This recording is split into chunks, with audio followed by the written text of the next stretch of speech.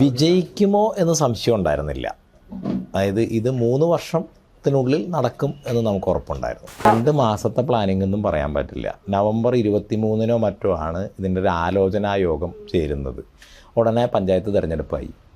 ഇതുമായി ബന്ധപ്പെട്ടിട്ടുള്ള ആളുകളൊക്കെ ഒന്നുകിൽ അവർ സ്ഥാനാർത്ഥിയാണ്, അല്ലെങ്കിൽ ഭാര്യ സ്ഥാനാർത്ഥിയാണ്, അല്ലെങ്കിൽ അമ്മ സ്ഥാനാർത്ഥിയാണ് എന്നുള്ള അവസ്ഥയിലാണ്. അപ്പോൾ അതൊക്കെ കഴിഞ്ഞ് ഡിസംബർ 20 ഇതിൻ്റെ കാര്യങ്ങളിലേക്ക് കടക്കുന്നത്. അപ്പോൾ ഡിസംബർ 20 കടക്കുമ്പോൾ പോലും പ്രയാഗിൽ ജനുവരി 3 മാഘം തുടങ്ങുകയാണ്.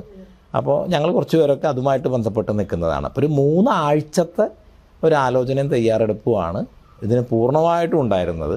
ഇതിൻ്റെ ഈ ഒരു രീതിയിലേക്കൊരു വളർച്ചയ്ക്ക് ഉണ്ടായിരുന്നത് ഒരാഴ്ച തൊട്ടൊരു 10 ദിവസം വരെയുള്ള തയ്യാറെടുപ്പ്. എല്ലാം കഴിഞ്ഞ് അവസാനം സേവാഭാരതി ക്ലീൻ ചെയ്യുന്നത് കണ്ടിട്ട് അവിടെയുള്ള ഞാനും വീഡിയോ കണ്ടതാണ്. മുസ്ലിം വിഭാഗത്തിൽപ്പെട്ട ആളുകൾ അവർക്ക് നാരങ്ങ വെള്ളവും മോരും ഒക്കെ ആയിട്ട് ക്ലീൻ ചെയ്യുന്ന സേവാഭാരതിക്കാർക്ക് കൊടുക്കാനും അവരെ അഭിനന്ദിക്കാനും വേണ്ടി വന്നിട്ടുണ്ട്. ഭാരതത്തിൻ്റെ ഒരു തത്വചിന്തതയിൽ ഈശ്വരൻ വേറെയാണ്, ദൈവം വേറെയാണ്, ദേവത വേറെയാണ്. ഞാനിത് വളരെ ലളിതമായിട്ടാണ് പറയുന്നത്. കുറച്ചുകൂടി സാങ്കേതികമായിട്ട് പറയുമ്പോൾ ഇതിനൊക്കെ ഒരുപാട് പിരിവുകളുണ്ട്. അപ്പോൾ ദൈവം എന്ന് പറഞ്ഞാൽ നമ്മളായി ഇന്ന് നിലനിർത്തുന്നത് എന്താണോ, നമ്മളെ പ്രകാശിക്കുന്നത് എന്താണോ, അതൊക്കെ ദൈവമാണ്. UP ഭരിക്കുന്ന യോഗി ആദിത്യനാഥ്ജിയുടെ നാഥ് പരമ്പര ഭാരതത്തിലെ വലിയ പരമ്പരയാണ്. നാഥ് പരമ്പര കുംഭമേളയിൽ കുളിക്കില്ല. ഈ കുംഭമേളയുടെ ആശയം അവതരിപ്പിക്കുമ്പോഴും അത് തുടങ്ങുന്ന സമയത്തും പോലും കേരളത്തിൽ ഇങ്ങനെയൊരു വിജയിക്കുമോ എന്ന് വളരെ സംശയമുണ്ടായിരുന്നു. പക്ഷെ അതൊരു വലിയ വിജയമായി. അതിനെക്കുറിച്ചിട്ട് എങ്ങനെയാണ് കാണുന്നത്? വിജയിക്കുമോ എന്ന് സംശയം ഉണ്ടായിരുന്നില്ല. അതായത് ഇത് 3 വർഷത്തിനുള്ളിൽ നടക്കും എന്ന് നമുക്ക് ഉറപ്പുണ്ടായിരുന്നു. 2028 ഇത് എല്ലാവരും ശ്രദ്ധിക്കുന്ന പണ്ട് എങ്ങനെയാണോ മാഘം അന്നത്തെ കാലത്ത് ഉള്ള പ്രൗഢിയോടുകൂടി നടന്നിരുന്നത്, അതേ അവസ്ഥയിൽ 12 വർഷത്തിൻ്റെ സമയം. ഇവിടെ സിംഹസ്ഥയാണ് നിളയെ സംബന്ധിച്ചിടത്തോളം പ്രാധാന്യമുള്ളത്. വ്യാഴം സിംഹരാശിയിൽ വരുന്ന സമയം, ആ മാഘം. അപ്പോൾ ആ സമയമാകുമ്പോഴേക്കും അത് ഭാരതത്തിലെ ആസ്തികമായിട്ടുള്ള ആളുകളെല്ലാവരും അറിയുന്നൊരവസ്ഥയിലെത്തും എന്നുള്ള ഒരു സങ്കല്പം നമുക്കുണ്ടായിരുന്നു. പക്ഷേ അങ്ങനെ ഒരു 3 വർഷം കൊണ്ട് പ്രതീക്ഷിച്ചത് 3 ദിവസം കൊണ്ട് ജനങ്ങളതിനെ ഏറ്റെടുത്തു എന്നുള്ളതാണ്. സ്വാമിജി, ഇത് മഹാമാഘത്തിനെ പറ്റി, അതിൻ്റെ ഹിസ്റ്ററിയെ പറ്റി പലതരത്തിലുള്ള തർക്കങ്ങൾ പറയുന്നുണ്ട്. ലേറ്റസ്റ്റ് ഇപ്പോൾ കേട്ടത് മഹാ അംഗമായിരുന്നു, അതിനെയാണ് മാമാങ്കം എന്ന് വെച്ചാൽ ഒരു വാർ ഫെസ്റ്റിവൽ ആയിരുന്നു, അതിൽ അല്ലാത്തതിന് രേഖകളില്ല എന്നാണ് പറയുന്നത്. പക്ഷേ മറ്റു ചിലർ, ജയരാജ് മിത്രജിയെ പോലെയുള്ള അവർ പറയുന്നത് പണ്ട് താങ്കളും പറയുന്നത് പോലെ ഒരു വാഗ്വാദത്തിനും ഫിലോസഫിക്കൽ ചിന്തകൾക്കുമൊക്കെ ഉള്ളൊരു വേദിയായിരുന്നു എന്ന്. ഏതാണ് ഇതിൽ ശരി? അതായത് ഈ മാമാങ്കം എന്ന് പറയുന്ന വാക്ക് തന്നെ നമ്മൾ ഇന്ന് അംഗം എന്ന് പറയുന്ന വാക്കുമായിട്ടൊരു ബന്ധമില്ലാത്തതാണ്. മഹാമാഘം അല്ലെങ്കിൽ മഹാമകം, മാഘത്തിൻ്റെ മലയാളമാണ് മകം. എന്തുകൊണ്ടാണ് ശകവർഷത്തിൽ മാസങ്ങൾക്ക് പേരിടുന്നതെന്ന് ചോദിച്ചാൽ, പഴയ കാലത്ത് പൂർണിമ വന്നിരുന്ന നക്ഷത്രങ്ങളുടെ പേരാണ് ആ മാസത്തിന് വരിക. അപ്പം മകം നക്ഷത്രത്തിലാണ് പഴയ കാലത്ത് ഈ മാസത്തെ പൗർണമി വരാറ്. അപ്പോൾ ആ മാസത്തെ മാഘം എന്ന് വിളിച്ചു. പൂയം വരുന്ന പൗഷ്യം എന്ന് പറയുന്നത് തൊട്ട് മുമ്പത്തെ പൗഷ മാസം. അപ്പം അങ്ങനെ ആ രീതിയിലാണ് മാസങ്ങൾക്ക് പേര് വരുന്നത്. അപ്പോൾ ആ വൈശിഷ്ട്യമാർന്ന ആചരണം ഭാരതത്തിൽ മുഴുവനായിട്ടുള്ളതാണ്. മാഘമാസത്തിൽ ഏറ്റവും വിശേഷമായിട്ടുള്ളത് പ്രയാഗ്രാജിലാണ്. പ്രയാഗ്രാജിൽ എല്ലാ വർഷവും തുടർച്ചയായി ഏതാണ്ട് 18 കോടി ആളുകളോ മറ്റോ ആണ് ഇപ്പോൾ ഇതുവരെ മാഘത്തിന് സ്നാനം കഴിഞ്ഞത്. അത് ഏതാണ്ടൊരു 75 ലക്ഷത്തോളം ആളുകൾ അവിടെ സ്ഥിരമായി താമസിച്ച് കൽപ്പവാസം ചെയ്യുന്നുണ്ട്. 2 തരത്തിൽ മാഘം പരമ്പരകളായിട്ട് കണക്കാക്കും. ഒന്നുകിൽ പൂർണിമ തൊട്ട് പൂർണിമ വരെ പൂർണിമാന്തം എന്ന് പറയും, അല്ലെങ്കിൽ അമാവാസി തൊട്ട് അമാവാസി വരെ അമാന്തം എന്ന് പറയും. അപ്പോൾ ഈ മാഘം എന്ന് പറയുന്ന ആചരണം പൗരാണിക കാലം മുതൽ മുഴുവൻ ഭാരതത്തിലുള്ളതാണ്. പൂർണ്ണമായിട്ടും അതൊരു മാസക്കാലത്ത് പൂർണ്ണമായിട്ടും നടക്കുന്നത് പ്രയാഗ്രാജിലും തിരുനാവായിലുമായിരുന്നു. ഇപ്പോൾ ഈ അംഗമെന്ന് പറയുന്ന ഇന്നത്തെ കാലത്തുണ്ടായിരുന്ന സാമൂതിരിപ്പാടും വള്ളുവക്കോനാതിരിയും തമ്മിലുള്ളൊരു യുദ്ധം വരുന്നത് വളരെ റീസെൻറ്റ് ഹിസ്റ്ററിയിലാണ്. അപ്പം അതിനു മുമ്പ് വള്ളുവക്കോനാതിരി മാഘം നടത്തിയിരുന്നു. വള്ളുവക്കോനാതിരിയിൽ നിന്നാണ് സാമൂതിരിപ്പാട് പിടിച്ചെടുക്കുന്നത്. അപ്പോൾ തൊട്ടാണ് ഈ യുദ്ധം വരുന്നത്. അതിനു മുമ്പ് ഈ മഹാമാഘം അല്ലെങ്കിൽ മഹാമകം ഇത് ലോപിച്ചിട്ടാണ് മാമാങ്കമാകുന്നത്. ഇപ്പോൾ ഋഷിനാഗക്കുളമാണ് എറണാകുളമായത്. അപ്പം അങ്ങനെ നമുക്ക് പലപ്പോഴും വാക്കുകളുടെ ഒരു ശബ്ദശാസ്ത്രത്തെക്കുറിച്ചിട്ടുള്ള ആളുകൾക്ക് അറിയില്ല. ഇപ്പോൾ വളരെ ലളിതമായി പറഞ്ഞാൽ ഞായർ പടിയുന്ന ഇടമാണ് പടിഞ്ഞാറ് എന്ന് അറിഞ്ഞുകൂടാ. വര എന്ന് പറഞ്ഞാൽ മല എന്നാണ് അർത്ഥം. വരയാടിൻ്റെ മേത്ത് വരയില്ലല്ലോ എന്നാണ് നമ്മുടെ ആകുലത. അത് താഴ്വരയാണ്, ആ വരയാണ് മലയാണ്, മലയിൽ ആടാണ് വരയാട്. അപ്പം അങ്ങനെ ഓരോ വാക്കുകൾ വരുന്നതിനൊരു ശബ്ദശാസ്ത്രമുണ്ട്. അപ്പോൾ ഈ മാമാങ്കം വരുന്നത് ഋഷിനാഗക്കുളം എറണാകുളം ആയതുപോലെ മഹാമാഘം മഹാമകം ഇത് രണ്ടും പറഞ്ഞ് ലോപിച്ചാണ് മാമാങ്കം എന്ന് പറയുന്നത്. അപ്പോൾ വള്ളുവക്കോനാതിരി നടത്തിയിരുന്നു. വള്ളുവക്കോനാതിരിക്ക് മുമ്പ് പെരുമ്പടപ്പ് സ്വരൂപം ഇന്നത്തെ കൊച്ചി രാജാവ് നടത്തിയിരുന്നു. അതിനു മുമ്പ് പെരുമാക്കന്മാർ, ഇതൊക്കെ ഇളംകുളം കുഞ്ഞമ്പിള്ളയും കൃഷ്ണയ്യരെയും പോലെയുള്ള ചരിത്രകാരന്മാർ വിശദമായിട്ട് എഴുതിയിരുന്നതാണ്. തിരുനാവായ മാഘത്തിലാണ് കേരളത്തിലെ ചക്രവർത്തിമാരുടെ തെരഞ്ഞെടുപ്പ്. 12 വർഷം കഴിയുമ്പോൾ അദ്ദേഹം സ്ഥാനമൊഴിഞ്ഞ് വാനപ്രസ്ഥത്തിന് പോകും. 12 വർഷത്തെ മാഘം നടത്തുക അദ്ദേഹത്തിൻ്റെ ഉത്തരവാദിത്വമാണ്. ഓരോ രാജാക്കന്മാരും ഓരോ വർഷവും വന്നിട്ട് അവിടുത്തെ വിദ്വത് സഭയുടെ മുമ്പിൽ ധർമാചാര്യന്മാരുടെ മുമ്പിൽ ഓല വായിക്കും. ഞാൻ ഒരു വർഷത്തെ പ്രവർത്തനം അടുത്ത വർഷത്തേക്കുള്ള ധർമ്മോപദേശം തേടും. അപ്പോൾ ഇതൊക്കെ നടന്നു വരുന്നതായിട്ട് കേരളത്തിലെ തന്നെ ചരിത്രകാരന്മാർ, വില്യം ലോഗൻ്റെ മലബാർ മാനുവലിലുണ്ട്. ഇപ്പോൾ സാമൂതിരി തന്നെ ആ സമയത്ത് ഇത് പിടിച്ചെടുക്കുന്നതിനെ കുറിച്ചിട്ടുള്ള ചർച്ചകൾ വരുമ്പോൾ അദ്ദേഹം അതിന് ഈ സമയത്ത് നിളയിൽ ഗംഗയാണ് എന്നുള്ള പ്രാധാന്യത്തെക്കുറിച്ച് പറയുന്നുണ്ട്. ഇതിൻ്റെ ഈ വള്ളുവക്കോനാതിരിൽ നിന്ന് പിടിച്ചെടുക്കുന്നതിനെക്കുറിച്ച്. അപ്പോൾ വളരെ റീസെൻറ്റ് ഹിസ്റ്ററിയിലാണ് ഈ അവിടുത്തെ ഒരു യുദ്ധം നടക്കുന്നു എന്ന് പറയുന്ന ഒരു സാഹചര്യം ഉണ്ടാകുന്നത് തന്നെ. ഇപ്പോൾ തൃശ്ശൂർ പൂരത്തിൽ വെടിക്കെട്ടപകടം നടക്കുന്നുണ്ട് പല സമയത്തും. അതുകൊണ്ട് വെടിക്കെട്ടപകടമല്ല തൃശ്ശൂർ പൂരം. അല്ലെങ്കിൽ അവിടെ പൂരം എക്സിബിഷൻ നടക്കുന്നുണ്ട്, ആ എക്സിബിഷനല്ല തൃശ്ശൂർ പൂരം. അതൊക്കെ അനുഷ്ഠാനത്തിൻ്റെ ഭാഗമായിട്ട് അവിടെ ഉണ്ടാകുന്ന ചില സംഭവങ്ങളോ മറ്റുള്ള കാര്യങ്ങളോ ആണ്. അപ്പോൾ അതുപോലെ മാഘത്തിൽ മഹാമാഘം ലോപിച്ചുണ്ടായ വാക്കാണ് മാമാങ്കം. ഇപ്പോൾ പരഹിതം എന്ന് പറയുന്ന കാലഗണനയെ സംബന്ധിച്ചിട്ടുള്ള ഒരു സിദ്ധാന്തമുണ്ട്. അപ്പോൾ പരഹിതത്തിൻ്റെ പ്രാമാണികമാകുന്നത് മാഘത്തിലെ വിദ്വത്സഭ ചർച്ച ചെയ്തിട്ടാണ്. ഒരുപാട് കേരളത്തിലെ പ്രാചീനമായിട്ടുള്ള ഗണിത ഗ്രന്ഥങ്ങൾ, വൈദിക ഗ്രന്ഥങ്ങൾ, ജ്യോതിശാസ്ത്രപരമായിട്ടുള്ള നിഗമനങ്ങൾ, ഇതെല്ലാം മാഘത്തിലെ വിദ്വത്സഭ ചർച്ച ചെയ്ത് പ്രമാണിക്കപ്പെട്ടത് എന്നുള്ള പശ്ചാത്തലത്തിലാണ് കേരളത്തിൽ മുഴുവൻ അല്ലെങ്കിൽ ഭാരതത്തിൽ മുഴുവൻ അതിനെ മുന്നോട്ട് പോകുന്നത്. അപ്പം അത്രയൊക്കെ ഇത് കേരളത്തിൻ്റെ പഴയകാല ചരിത്ര പുസ്തകങ്ങളിലും ശാസ്ത്രഗ്രന്ഥങ്ങളിലും ഒക്കെ ഉള്ള കാര്യം തന്നെയാണ്. ഇവിടെ ഇങ്ങനെ ഒരു ഇത് റിവൈവ് ചെയ്യാനായിട്ടുള്ള ആ ഒരു അതിൻ്റെ സ്റ്റാർട്ടിങ് പോയിന്റ് എവിടെ നിന്നായിരുന്നു? കാരണം ആരൊക്കെ കൂടിയിട്ടാണ് ഇങ്ങനെ ഒരു ഇത് തീരുമാനം വരുന്നത്, എങ്ങനെ നമുക്ക് നടത്തണം എന്നുള്ളത്? ഇതിന് സ്വാതന്ത്ര്യത്തിന് ശേഷം, അതായത് 260-70 വർഷങ്ങൾക്ക് മുമ്പ് ആണ് ഇത്. ബ്രിട്ടീഷ് ഭരണകാലത്താണ് ടിപ്പുവിൻ്റെ ആക്രമണവും എല്ലാം കൂടി നടക്കുന്ന ഒരു കാലഘട്ടത്തിലാണ് ഇത് നിർത്തലാക്കപ്പെടുന്നത്. വൈദേശികമായിട്ടുള്ള ആക്രമണങ്ങളും അധിനിവേശ ഭരണകൂടവും എല്ലാം ചേർന്നു. ആ നിർത്തലാക്കപ്പെട്ട സ്വാതന്ത്ര്യം വരെ അത് അങ്ങനെ തന്നെ തുടർന്നു. സ്വാതന്ത്ര്യത്തിന് ശേഷം നിരവധി ശ്രമങ്ങൾ 60കളിലും 70കളിലും ഒക്കെ ഇതിനെ ഒന്ന് പുനരുജ്ജീവിപ്പിക്കാൻ വേണ്ടി പല ഭാഗത്തു നിന്നുണ്ടായിട്ടുണ്ട്. ഇപ്പോൾ തിരുവിതാംകൂർ അടക്കമുള്ള രാജാക്കന്മാരുടെ ഭാഗത്തു നിന്നുണ്ടായിട്ടുണ്ട്. അവർ ഏതോ ഒരു പ്രശ്നവിചാരത്തെയൊക്കെ തുറന്ന് 1-2 വർഷം വന്ന് ഓല വായിക്കുക, അങ്ങനെയുള്ള കാര്യങ്ങളൊക്കെ ചടങ്ങ് എന്നുള്ള നിലയിൽ ചെയ്തിരുന്നു. അങ്ങനെ പല പരിശ്രമങ്ങൾ പലതരത്തിൽ. ഇപ്പോൾ പി പരമേശ്വർജിയെ പോലുള്ള ആളുകൾ അതിനെ പുനരുജ്ജീവിപ്പിക്കുന്നതിന് വേണ്ടിയിട്ടുള്ള കാര്യങ്ങൾ ആലോചിച്ചിരുന്നു. അവസാനം ഒരു വർഷം ഉണ്ടാവും, 2 വർഷം ഉണ്ടാവും, അത് കഴിഞ്ഞാൽ അത് മുടങ്ങും, തുടർച്ചയുണ്ടാവില്ല.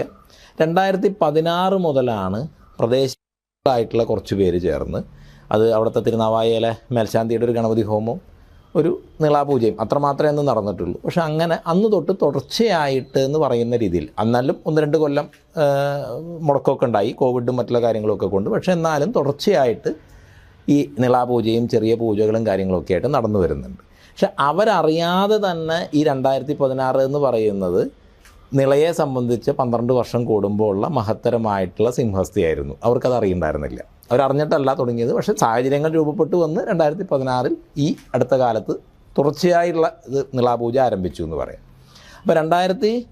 അപ്പോൾ അവിടുത്തെ പ്രാദേശികമായിട്ട് ഇത് നടത്തുന്ന ആളുകളാണ് ഈ കാര്യത്തിൽ സന്യാസിമാരുടെ കുറച്ചുകൂടി ഒരു ഇൻവോൾവ്മെൻറ്റ്. അപ്പോൾ അവർ സന്യാസി സംഘമൊക്കെ നടത്താറുണ്ട്. പക്ഷേ അതിൻ്റെ സംഘാടനത്തിലും ഒരു ഇൻവോൾവ്മെൻ്റ് ആവശ്യമാണ്. ഉത്തര ഭാരതത്തിൽ നിന്നുള്ള കുറച്ച് സന്യാസിമാരെയൊക്കെ കൂടി പങ്കെടുപ്പിക്കണം എന്നുള്ള രീതിയിലൊക്കെയാണ് നമ്മളുടെ അടുത്ത് ഈ കാര്യങ്ങൾ വന്ന് പറയുന്നത്. അപ്പോൾ ഈ കാര്യങ്ങൾ വന്ന് പറയുന്ന സമയത്ത് അതിലിടപെടുമ്പോഴാണ് ഇത് വിശിഷ്ടമായിട്ടുള്ള പ്രയാഗ്രാജിലെ വിശിഷ്ടമായിട്ടുള്ള മാഘം തന്നെയാണ് ഇവിടെയും പൗരാണികമായി ആചരിച്ചു വന്നിരുന്നതെന്ന് മനസ്സിലാവുന്നത്. അപ്പോൾ സ്വാമിജിയായിട്ട് കോണ്ടാക്ട് ചെയ്യുന്നത് എന്നാണ് ഇവർ വന്ന് സ്വാമിജിയെ കാണുന്നത് കുംഭമേളയൊക്കെ കഴിഞ്ഞിട്ട് ഉള്ള, അതായത് ഞാൻ കേരളത്തിൽ വരുന്നത് മാർച്ച് മാസത്തിലൊക്കെയാണ്, ഒരു ഏപ്രിൽ മെയ് സമയത്തൊക്കെയാണ് ആദ്യമായിട്ട് ഇതൊന്ന് സംസാരിക്കുന്നത്. അത് പല കാര്യങ്ങളും പല ആളുകളും സംസാരിക്കുന്നതിൻ്റെ കൂട്ടത്തിൽ സംസാരിച്ചു എന്നുള്ളതേ ഉള്ളൂ.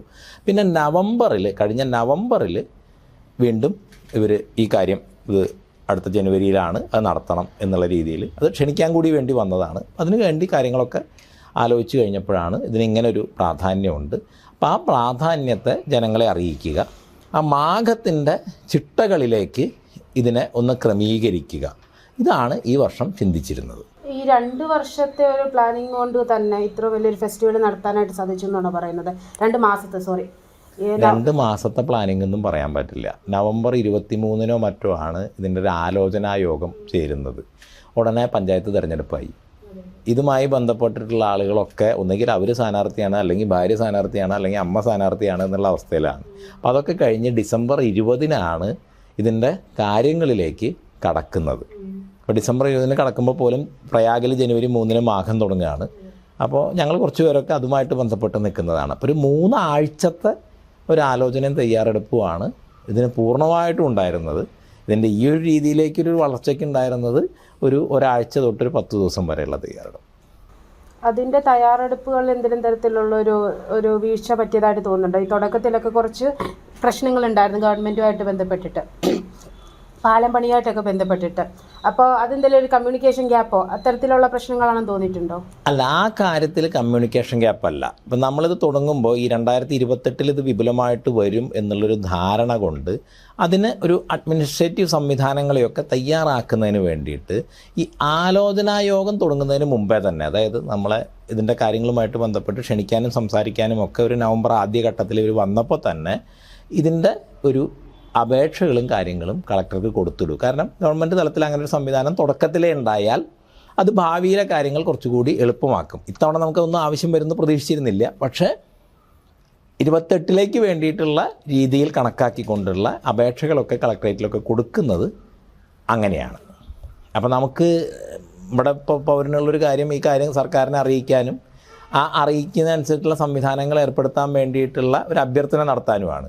അവരെ കൊണ്ട് അത് ചെയ്യിക്കാനുള്ള അധികാരമൊന്നും നമുക്കില്ല. അപ്പോൾ അത് നമ്മൾ വളരെ നേരത്തെ തന്നെ ചെയ്തിരുന്നു. ചർച്ചകളൊക്കെ നടന്നിരുന്നു ഇങ്ങനെ ഇതിന്റെ ഒരു സ്കെയിൽ അല്ലെങ്കിൽ എങ്ങനെയായിരിക്കുന്ന ഒരു ചർച്ചകളോ ഗവൺമെന്റ് റെപ്രസെന്റേറ്റീവ്സ് ആയിട്ടോ അല്ലെങ്കിൽ അല്ല, ചർച്ചകൾ എന്ന് പറയുന്നത് ഇത് ഈ സ്കെയിലിലേക്ക് വരുന്ന നമുക്ക് ആർക്കും അറിയില്ല. ഇപ്പം ഈ അവസാന ദിവസങ്ങളായിട്ടുള്ള 3-4 ദിവസം ഉണ്ടാകുന്ന ഒരു ക്രൗഡിനെ കുറിച്ച് അതിൻ്റെ തലേ ദിവസം പോലും നമുക്കറിയില്ല. അത് കുംഭത്തിൻ്റെ ഒക്കെയാണ്. നമ്മൾ പ്രയാഗ്രാജ് കുംഭിലാണെങ്കിലും കണക്കാക്കിയിരുന്നത് 40 കോടി ജനങ്ങളാണ്, പക്ഷെ വന്നു പോയത് 65 കോടി ജനങ്ങളാണ്. അപ്പോൾ അങ്ങനെയുള്ള ഒരു അപ്രതീക്ഷിതമായിട്ടുള്ള വളർച്ച കാര്യങ്ങളൊക്കെ ഉണ്ടാവാം. പക്ഷേ ഇതിൻ്റെ ബേസിക് ആയിട്ടുള്ള കാര്യങ്ങൾക്ക് വേണ്ടിയിട്ടുള്ള ചർച്ചകളൊക്കെ അപ്പം തന്നെ നടന്നിരുന്നു. RDOൻ്റെ ആഭിമുഖ്യത്തിലൊരു മീറ്റിംഗ് ഇരുന്നിരുന്നു. അതിൽ ഓരോ ഡിപ്പാർട്ട്മെൻറ്റുകൾക്കും ചുമതല നിശ്ചയിക്കണം എന്നുള്ള രീതിയിലുള്ള ഒരു കാര്യം വന്നിരുന്നു. അതൊക്കെ വന്നിരുന്നു. പക്ഷെ അതിന് ശേഷം ഇത് ഒരു വലിയ രീതിയിലുള്ള ജനപങ്കാളിത്തം ഉണ്ടാകും എന്നുള്ള രീതിയിൽ ഈ സാമൂഹിക അന്തരീക്ഷം മാറുന്നത് സ്വാഭാവികമായിട്ട് ഇൻ്റലിജൻസ് സംവിധാനങ്ങളും കാര്യങ്ങളും ഒക്കെ ഉള്ളതുകൊണ്ട് ജില്ലാ ഭരണകൂടം തിരിച്ചറിഞ്ഞിട്ടുണ്ടാവും. ആ തിരിച്ചറിഞ്ഞ രീതിയിൽ അവിടെയുള്ള ചർച്ചകളൊക്കെ നടന്നിട്ടുണ്ടാവും. അപ്പോൾ അവിടെ ഒരു കേസുണ്ട്, പ്രശ്നമുണ്ട് എന്നൊക്കെ വന്നു കഴിഞ്ഞാൽ പൊതുവിൽ ആളുകൾ, സാമാന്യമായിട്ടുള്ള ജനങ്ങൾ വരാൻ പഠിച്ചേക്കാം എന്നുള്ള രീതിയിലുള്ള ആലോചനകൾ കൊണ്ടൊക്കെ ആവാം ഇങ്ങനെ ഒരു അടിസ്ഥാനവുമില്ലാത്തൊരു കാര്യം. ഇപ്പോൾ സ്റ്റോപ്പ് മെമ്മോ പാലത്തിനും അവിടെയുള്ള, അതായത് തിരുനാവായ മണപ്പുറത്താണ് മാഘം നടന്നിരുന്നത്. പഴയ ചരിത്രങ്ങളിലൊക്കെ അറിയാം, മണപ്പുറമാണ് മാഘം നടന്നിരുന്നത്. അതാണ് ബ്രഹ്മദേവൻ്റെ യജ്ഞഭൂമി, അതാണ് രാജരാജേശ്വരിയുടെ ആരൂഢം ഈ മണപ്പുറമാണ്. അപ്പോൾ ആ മണപ്പുറത്ത് ഇത്തരം കാര്യങ്ങൾ നടത്തുന്നതിനും ഈ പാലം പണിയുന്നതിനുമൊക്കെ ഒരു സ്റ്റോപ്പ് മെമ്മോ. ഇപ്പോൾ പാലം എന്ന് പറയുന്നത് എല്ലാ വർഷവും അവിടെ പണിയുന്നതാണ്. സർവോദയമേള അവിടെ നടക്കുന്നതാണ്. കേളപ്പജിയുടെ സമാധിസ്ഥാനമാണ്. അവിടെ ഈ ഖാദിയുമായിട്ട് ബന്ധപ്പെട്ടുള്ള മേള എല്ലാ വർഷവും ഇപ്പോൾ ഫെബ്രുവരി ഇതങ്ങോട്ട് കഴിഞ്ഞാൽ അവിടെ തുടങ്ങുകയാണ്. അത്ര വലിയ ആളുകളൊന്നുമില്ല, ഒരു 4000-5000 പേരൊക്കെ വരാറുള്ളൂ. പക്ഷേ അതിന് വേണ്ടിയിട്ട് ഈ പാലം അവിടെ എല്ലാ വർഷവും പണിയുന്നതാണ്. അവിടെ പുതിയൊരു കാര്യമല്ല. പിന്നെ കേരളത്തിലാണെങ്കിൽ ഒരുപാട് കാര്യങ്ങളിൽ ഇപ്പം ചെറുകോൽപ്പുഴ കൺവെൻഷൻ നടക്കുന്നത്, ആലുവയിലുള്ള ഇപ്പം അത് പെർമനൻറ്റ് പാലമാക്കി, പക്ഷേ ആലുവ മണപ്പുറത്തേക്കുള്ള താൽക്കാലിക പാലം, പിന്നെ ഇവിടെ കുറ്റിപ്പുറത്ത് തന്നെയാണെന്നുണ്ടെന്നുണ്ടെങ്കിലും എനിക്ക് കൃത്യമായിട്ട് സംഘടനകൾ അറിയില്ല, പക്ഷേ മുസ്ലിം സംഘടനകളുടെയൊക്കെ ഒരുപാട് യോഗങ്ങൾ ഈ കുറ്റിപ്പുറം തൊട്ട് തിരുനാവായ വരെയുള്ള ആ മണപ്പുറം പ്രദേശങ്ങളിൽ ഈ കഴിഞ്ഞ വർഷങ്ങളിലൊക്കെ അടക്കം നടക്കുന്നതാണ്. അപ്പോൾ ഇതിനൊക്കെയുള്ള സംവിധാനങ്ങൾ അവിടെ സ്വാഭാവികമായിട്ടുള്ളതാണ്, ഒന്നും പുതുതായിട്ടുള്ള കാര്യമല്ല. അപ്പോൾ അതിൽ ഇത് വെറുതെ ഒരു സാങ്കേതികമായിട്ടുള്ള ഒരു പ്രശ്നം ഉണ്ടാക്കുക, അങ്ങനെ പ്രശ്നമുള്ളൊരു അന്തരീക്ഷമാണ് എന്ന് പറയുന്നൊരു വാർത്ത വന്ന് സാമാന്യ ജനത്തെ, ഒരു ഹൈന്ദവബോധം സ്വമേധയുള്ള ആളുകൾ എന്തായാലും വരും, പക്ഷെ അതല്ലാത്ത ആളുകൾ വരുന്നതിനെ തടയുക എന്നുള്ള ഒരു ചിന്തയിൽ നിന്നാവാം എന്ന് തോന്നുന്നു ജില്ലാ ഭരണകൂടത്തിൽ നിന്ന് അത്തരൊരു സമീപനം ഉണ്ടായത്. ഈ തടയുക എന്ന് പറഞ്ഞല്ലോ, അപ്പം അതിൻ്റെ പർപ്പസ് എന്തായിരിക്കും? എന്തുകൊണ്ടാണ് ആളുകൾ ഇങ്ങോട്ട് വരണ്ട എന്ന് ഒരു തീരുമാനിക്കുന്നത്? അത് അവരോട് ചോദിക്കണം. നമ്മൾ പിന്നെ പൊളിറ്റിക്കൽ ലീഡർഷിപ്പുമായിട്ട്, അതായത് ഗവൺമെന്റിന്റെ ആൾക്കാരുമായിട്ട് നമ്മൾ സംസാരിച്ചു. ദേവസ്വം മന്ത്രിയെ നമ്മൾ നേരിട്ട് കണ്ടിരുന്നു. ദേവസ്വം മന്ത്രി ഇതിൻ്റെ രക്ഷാധികാരിയാവാൻ ക്ഷണിച്ചിരുന്നു. അദ്ദേഹം രക്ഷാധികാരിയാവാമെന്ന് സമ്മതിച്ചിരുന്നു. ഞാൻ തന്നെയാണ് പേഴ്സണലി ഞാൻ നേരിട്ട് കണ്ടിരുന്നത്. അദ്ദേഹത്തിൻ്റെ ഔദ്യോഗിക വസതിയിലായിരുന്നു കണ്ടിരുന്നത്. ഈ അദ്ദേഹത്തിൻ്റെ ഒരു സൗകര്യം നോക്കി നമുക്ക് ഡേറ്റ് നിശ്ചയിക്കാൻ പറ്റുന്നൊരു കാര്യമല്ല, കാരണം മാഘം ഒരു കൃത്യമായിട്ടുള്ള തീയതി ഉള്ളതാണ്. അപ്പോൾ അദ്ദേഹത്തിൻ്റെ ഒഴിവ് നോക്കി ഏതെങ്കിലും ഒരു ദിവസം എത്താമെന്നും അദ്ദേഹം പറഞ്ഞിരുന്നു. പിന്നെ നമ്മളെ സംബന്ധിച്ചിടത്തോളം ഇതിൽ ഔദ്യോഗികമായി ബന്ധപ്പെടുന്നത് ദേവസ്വം ഡിപ്പാർട്ട്മെൻറ്റ് മാത്രമാണ് എന്നുള്ളതുകൊണ്ട് മറ്റുള്ള രീതിയിലുള്ള കാഴ്ചകളോ കാര്യങ്ങളോ ഒന്നും ഉണ്ടായിട്ടില്ല. രക്ഷാധികാരിയാവാൻ അതെ അതെ അതെ അത് കഴിഞ്ഞിട്ടുള്ള ഇൻവോൾവ്മെന്റ് അല്ല, അത് കഴിഞ്ഞിട്ട് ഇപ്പം അതിനകത്ത് പ്രത്യേകിച്ച് അദ്ദേഹം ഒരു ഇൻവോൾവ്മെൻ്റ് എടുത്തില്ല. നമുക്കാണെങ്കിലും നമ്മളിത് അങ്ങനെ ഒരു ഇൻവോൾവ്മെൻറ്റിൻ്റെ വേറൊരു തരത്തിലുള്ള ഒരു ഇൻവോൾവ്മെൻ്റ് ആവശ്യം എന്നുള്ളത് നമ്മളും ചിന്തിച്ചിട്ടില്ല. അല്ല, പൊതുവെ ഈ ഗവൺമെന്റിന്റെ ഭാഗത്ത് നിന്ന് ഇത് സ്റ്റാർട്ട് ചെയ്ത് കഴിഞ്ഞ എത്രത്തോളമായിരുന്നു സപ്പോർട്ട്? ബിക്കോസ് തമിഴ്നാട് ഗവൺമെന്റ് ഇതിനെ ഒപ്പോസ് ചെയ്തു എന്ന് കേട്ടു, കേരളത്തിലെ ഗവൺമെന്റ് ഒരു ലൂക്ക് വാം അപ്രോച്ച് ആയിരുന്നു എന്ന് കേട്ടു. പക്ഷേ ഇത് സക്സസ് ആവാൻ തുടങ്ങുന്ന ആ സമയം മുതൽ എൻഡ് വരെ എന്തായിരുന്നു ഗവൺമെന്റിന്റെ സപ്പോർട്ട്സ്? അവിടെ സർക്കാർ പ്രതിനിധികൾ ആരും എത്തിയതായിട്ട് നമ്മൾ കണ്ടിട്ടില്ല. അല്ല, അത് ഏത് സ്ഥലത്ത് ഇത്രയും വലിയൊരു ക്രൗഡ് വരുന്ന സമയത്ത് KSRTC ബസ്, അതിപ്പോൾ അതിൽ നിന്നൊരു വരുമാനമുള്ളത് പരമാവധി ഉപയോഗിക്കുക. എനിക്ക് കൃത്യമായിട്ട് അറിയില്ല, പക്ഷേ അറിവനുസരിച്ചും മീഡിയ റിപ്പോർട്ടുകൾ അനുസരിച്ചും ഒക്കെ 200ഓളം സർവീസുകളാണ് KSRTC സ്പെഷ്യൽ സർവീസായിട്ട് ഇതിനു വേണ്ടി നടത്തിയിരുന്നത്. അപ്പോൾ ഇതിൽ നിന്നുള്ളൊരു വരുമാനം എന്തെങ്കിലും ഉണ്ടെങ്കിൽ അത് കളയേണ്ട കാര്യമില്ല എന്ന് ഉദ്ദേശിച്ചിട്ടായിരിക്കാം. അപ്പം അങ്ങനെയുള്ളൊരു ഇതുണ്ടായിരുന്നു. ഫോഴ്സിനെ സംബന്ധിച്ചിടത്തോളം ഏത് തരത്തിലുള്ളൊരു ക്രൗഡ് വന്നു കഴിഞ്ഞാലും അവിടെ ഫോഴ്സ് ഉണ്ടാവേണ്ടത് മസ്റ്റാണ്. അവിടെയുള്ള പോലീസ് ഉദ്യോഗസ്ഥരെ സംബന്ധിച്ചിടത്തോളം വളരെ നല്ല സമീപനമാണ് ഈ മാഘം നടത്തുന്നതിന് വേണ്ടി ഉണ്ടായിരുന്നത്. അപ്പോൾ അവിടെ DYSP ജോൺസൺ എന്ന് പറയുന്ന ഒരു DYSP CI ആയിട്ടുള്ളൊരു വിഷ്ണു, അവിടുത്തെ ലോക്കൽ CI, ഇവർ രണ്ടുപേരുടെ നേതൃത്വത്തിലാണ് മുഴുവൻ ഫോഴ്സും അവിടെ പ്രവർത്തിച്ചത്. അവർ ഇതിനോട് വളരെ നല്ല രീതിയിൽ ഒരു സമീപനം, ഇത് നടക്കണം, ഭംഗിയായി നടക്കണം എന്ന് പറയുന്ന മനോഭാവം അത് ഫോഴ്സിന് പൊതുവിലുണ്ടായിരുന്നു. എല്ലാവരും നല്ല രീതിയിലാണ് ആളുകളോട് പെരുമാറിയത്.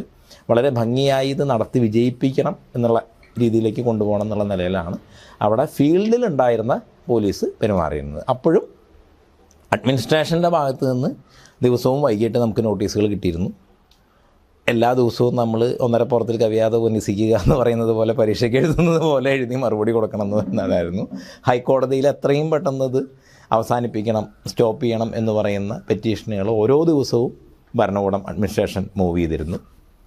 അതൊക്കെ അതിൻ്റെ പാരലലി ഉണ്ടായിരുന്നു. നമ്മൾ എന്താണ് എഴുതി കൊടുത്തത്, എന്താണ് എഴുതി അവരിതിൻ്റെ മുഴുവൻ ഉത്തരവാദിത്വം നമുക്കാണെന്ന് പറഞ്ഞ് എഴുതി തരും. നമ്മളിതിൻ്റെ മുഴുവൻ ഉത്തരവാദിത്വം നിങ്ങൾക്കാണെന്ന് പറഞ്ഞ് എഴുതി കൊടുക്കും.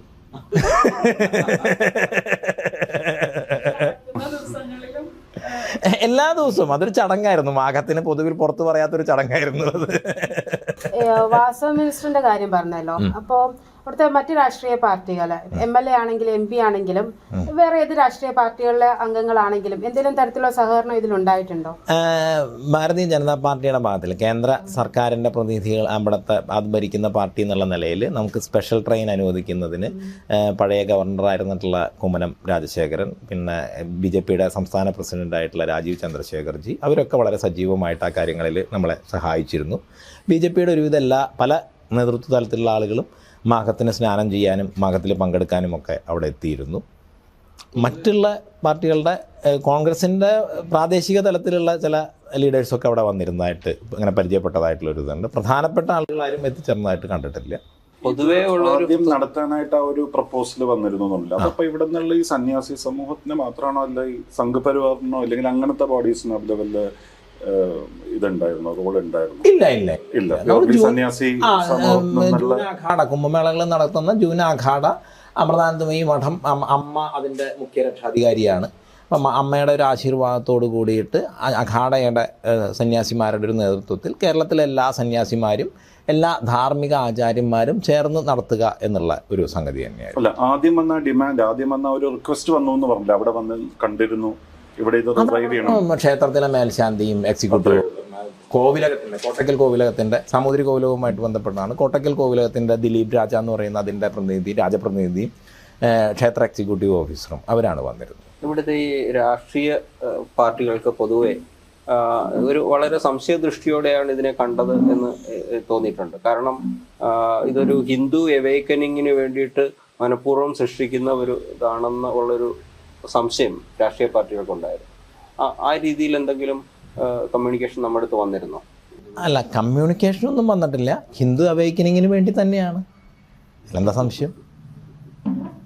അങ്ങനെ ഒരു അവേക്കനിങ്ങിന്റെ ആവശ്യം ധർമ്മജാഗരണം കേരളത്തിൽ വേണമെന്ന് തോന്നിയിട്ടുണ്ടോ? കേരളത്തിൽ നിന്നുള്ളതല്ല, ലോകത്തെമ്പാടും വേണ്ടതാണ്. കാരണം സനാതനധർമ്മം ഈ പ്രപഞ്ചത്തിൻ്റെ ധർമ്മമാണ്. ഈ ധർമ്മത്തിൽ നിന്ന് സമാജം വഴിതെറ്റി പോകുന്നത് കൊണ്ടാണ്, വഴിമാറി പോകുന്നത് കൊണ്ടാണ് ഇന്ന് കാണുന്ന അശാന്തിയും മറ്റുള്ള കാര്യങ്ങളും ഒക്കെ. അതൊന്ന് എക്സ്പ്ലെയിൻ ചെയ്യാമോ? സനാതനധർമ്മം ലോകത്തിന്റെ ധർമ്മമാണ്, അത് എങ്ങനെയെന്നൊന്ന് എക്സ്പ്ലെയിൻ. അതായത് സനാതനധർമ്മം, സനാതനം എന്ന വാക്ക് തന്നെ നശിക്കാത്തത്.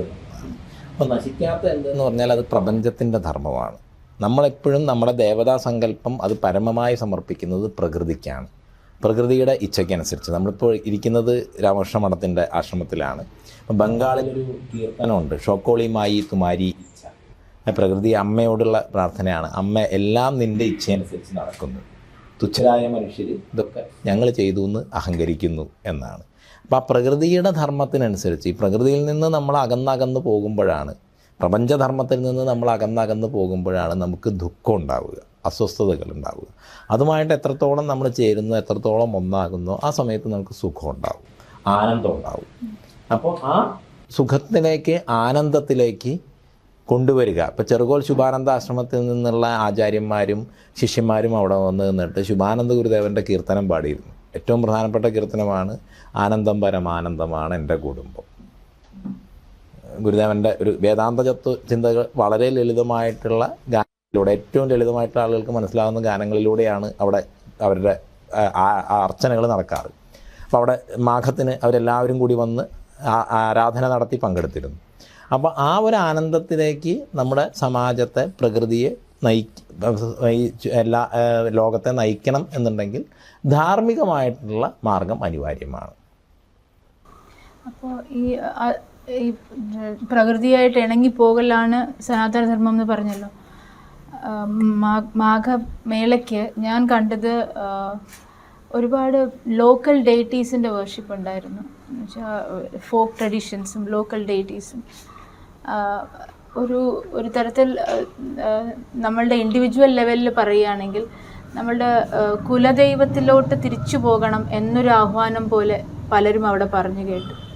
അതിൻ്റെ പുറകിലുള്ളൊരു രഹസ്യവും അതുപോലെ തന്നെ അത് എത്രത്തോളം കേരളത്തിൽ ഇപ്പം ആവശ്യമാണെന്നും കൂടി ഒന്ന് പറയാം. അതായത് ഈ ദേവതകൾ സെമറ്റിക് മതത്തിൽ നിന്ന് വ്യത്യസ്തമായിട്ട് ഭാരതത്തിൻ്റെ ഒരു തത്വചിന്തതയിൽ ഈശ്വരൻ വേറെയാണ്, ദൈവം വേറെയാണ്, ദേവത വേറെയാണ്. ഞാനിത് വളരെ ലളിതമായിട്ടാണ് പറയുന്നത്. കുറച്ചുകൂടി സാങ്കേതികമായിട്ട് പറയുമ്പോൾ ഇതിനൊക്കെ ഒരുപാട് പിരിവുകളുണ്ട്. അപ്പം ദൈവം എന്ന് പറഞ്ഞാൽ നമ്മളെ നമ്മളായി ഇന്ന് നിലനിർത്തുന്നത് എന്താണോ, നമ്മളെ പ്രകാശിക്കുന്നത് എന്താണോ, അതൊക്കെ ദൈവമാണ്. അതാണ് നമ്മൾ അടിസ്ഥാനപരമായിട്ട് മാതാപിതാ ഗുരു ദൈവം എന്ന് പറയുന്നത്. അച്ഛനും അമ്മയും ഗുരുവുമാണ് ഇന്ന് നമ്മളീ കാണുന്ന നമ്മളായി പ്രകാശിപ്പിക്കുന്നതിൻ്റെ ഏറ്റവും പ്രധാനപ്പെട്ട കാരണം. അതിലുമുപരി സൂക്ഷ്മമായി ചിന്തിച്ചാൽ ഇതുവരെയുള്ള നമ്മുടെ കർമ്മങ്ങളാണ് ഇന്നത്തെ നമ്മൾ. ഇവിടുത്തെ ശാസ്ത്രപദ്ധതി അനുസരിച്ച് പൂർവാർജിതമായിട്ടുള്ള കർമ്മങ്ങളടക്കം കഴിഞ്ഞ നിമിഷം വരെയുള്ള കർമ്മങ്ങളാണ് ഇന്നത്തെ നമ്മൾ. അപ്പം അതുകൊണ്ട് പുരുഷ പ്രയത്നം കൊണ്ട് ദൈവത്തെ മറികടക്കാമെന്നും പറയും.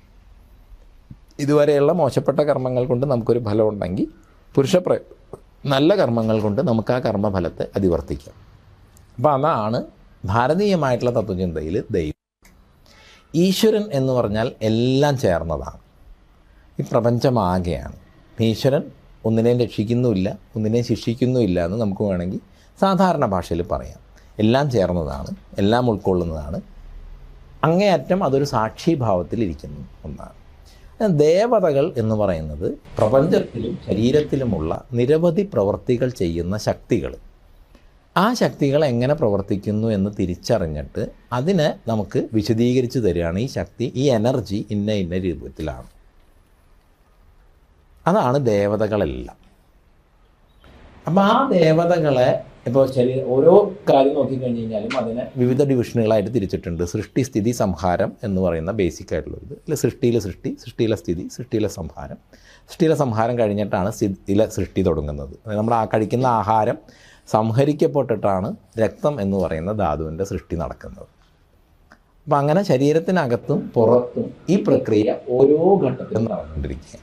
അപ്പോൾ ഓരോന്നിലും ഈ കാര്യം സാധ്യമാക്കുന്ന ശക്തികളെയാണ് ദേവതകളായിട്ട് ആരാധിക്കുന്നത്. അപ്പോൾ ദേവതകളുടെ ചിഹ്നശാസ്ത്രം നോക്കിക്കഴിഞ്ഞ് കഴിഞ്ഞാൽ, ഇപ്പോൾ രക്തവർണ്ണമായിട്ടുള്ള വസ്ത്രം ഉടുത്തിട്ടുണ്ടെങ്കിൽ ആ ദേവത ശരീരത്തിൽ രക്തത്തിലാണ്, പ്രകൃതിയിൽ ജലത്തിലാണ് സ്ഥിതി ചെയ്യുന്നത്. ഒരു ദേവതയുടെ കയ്യിൽ ശംഖുണ്ടെങ്കിൽ അത് ജ്ഞാനേന്ദ്രിയങ്ങളെ സ്വാധീനിക്കുന്ന ദേവതയാണ്. ഗദയുണ്ടെങ്കിൽ വാക്കിനെ പുറപ്പെടുവിക്കുന്നതാണ്.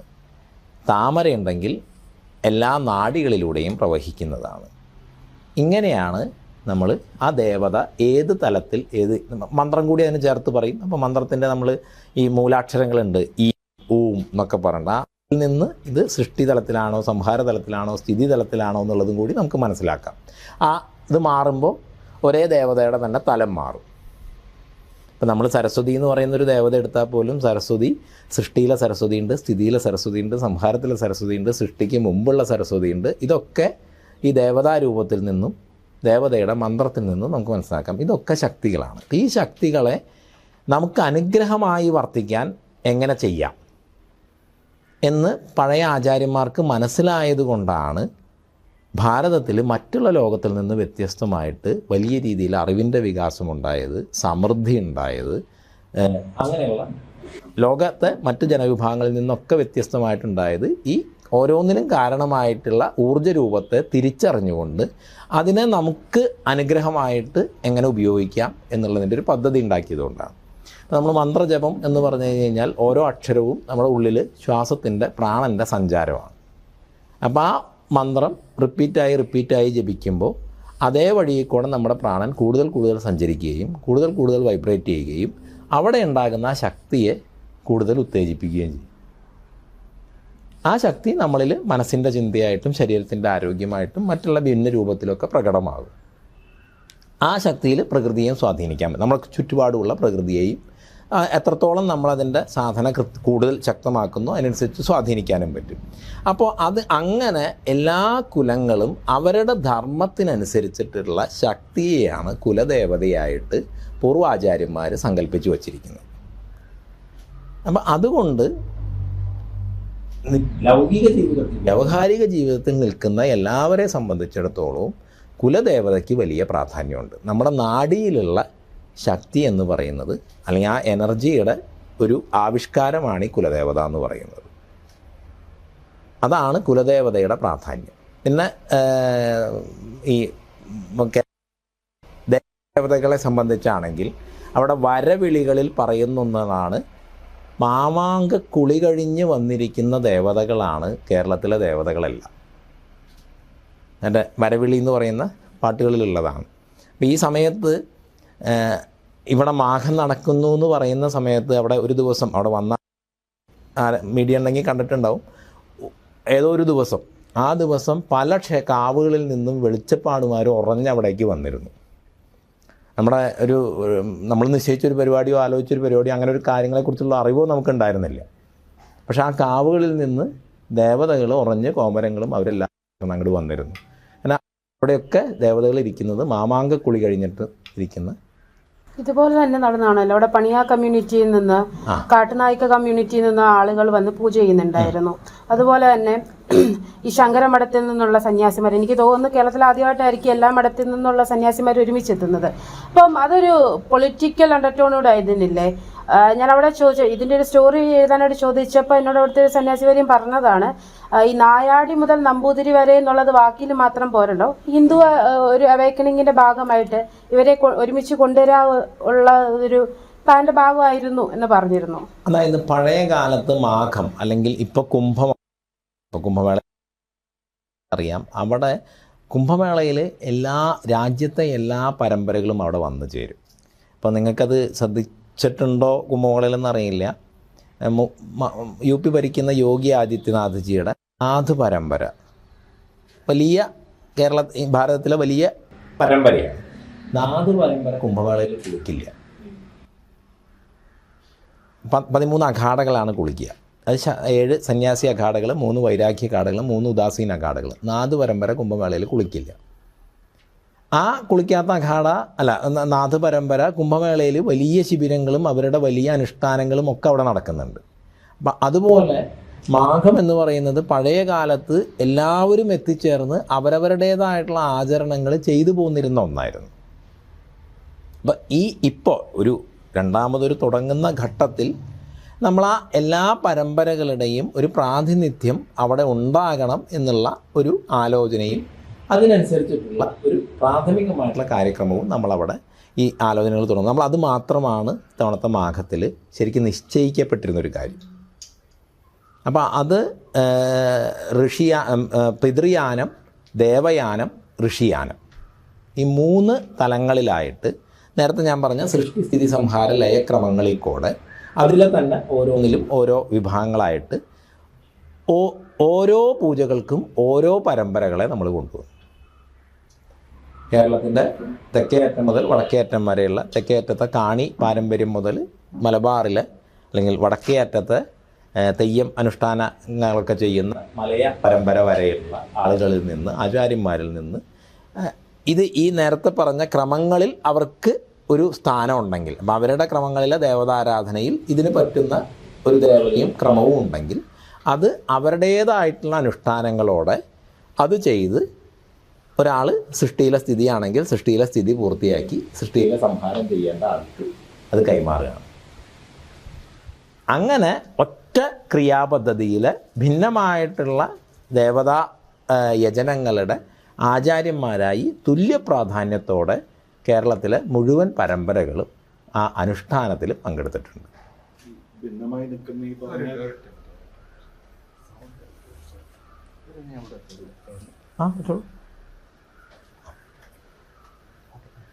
ഈ ഭിന്നമായി നിൽക്കുന്ന ഈ കാസ്റ്റും യുണൈറ്റ് ചെയ്യണം എന്നുള്ളതും ഒരു റിയാലിറ്റി തന്നെയല്ലേ? ഈ കാസ്റ്റ് ബാരിയേഴ്സ് ഇല്ലാണ്ടാവണം എന്നുള്ളതും ഒരു കാസ്റ്റ് ബാരിയേഴ്സ് എന്ന് പറയുന്നത് സമകാലികമായിട്ടുള്ള, അതായത് ഈ വളരെ ചെറിയ ഒരു കാലഘട്ടത്തിലാണ്, അതും ഈ അധിനിവേശത്തിൻ്റെ ഭാഗമായിട്ടാണ് ഇവിടെ ഇത്തരത്തിലുള്ള ജാതീയമായിട്ടുള്ള സാമുദായികമായിട്ടുള്ള ഭിന്നതകൾ വന്നതെന്നുള്ളൊരു കാഴ്ചപ്പാടാണ് എന്നെ സംബന്ധിച്ചിടത്തോളം ഉള്ളത്.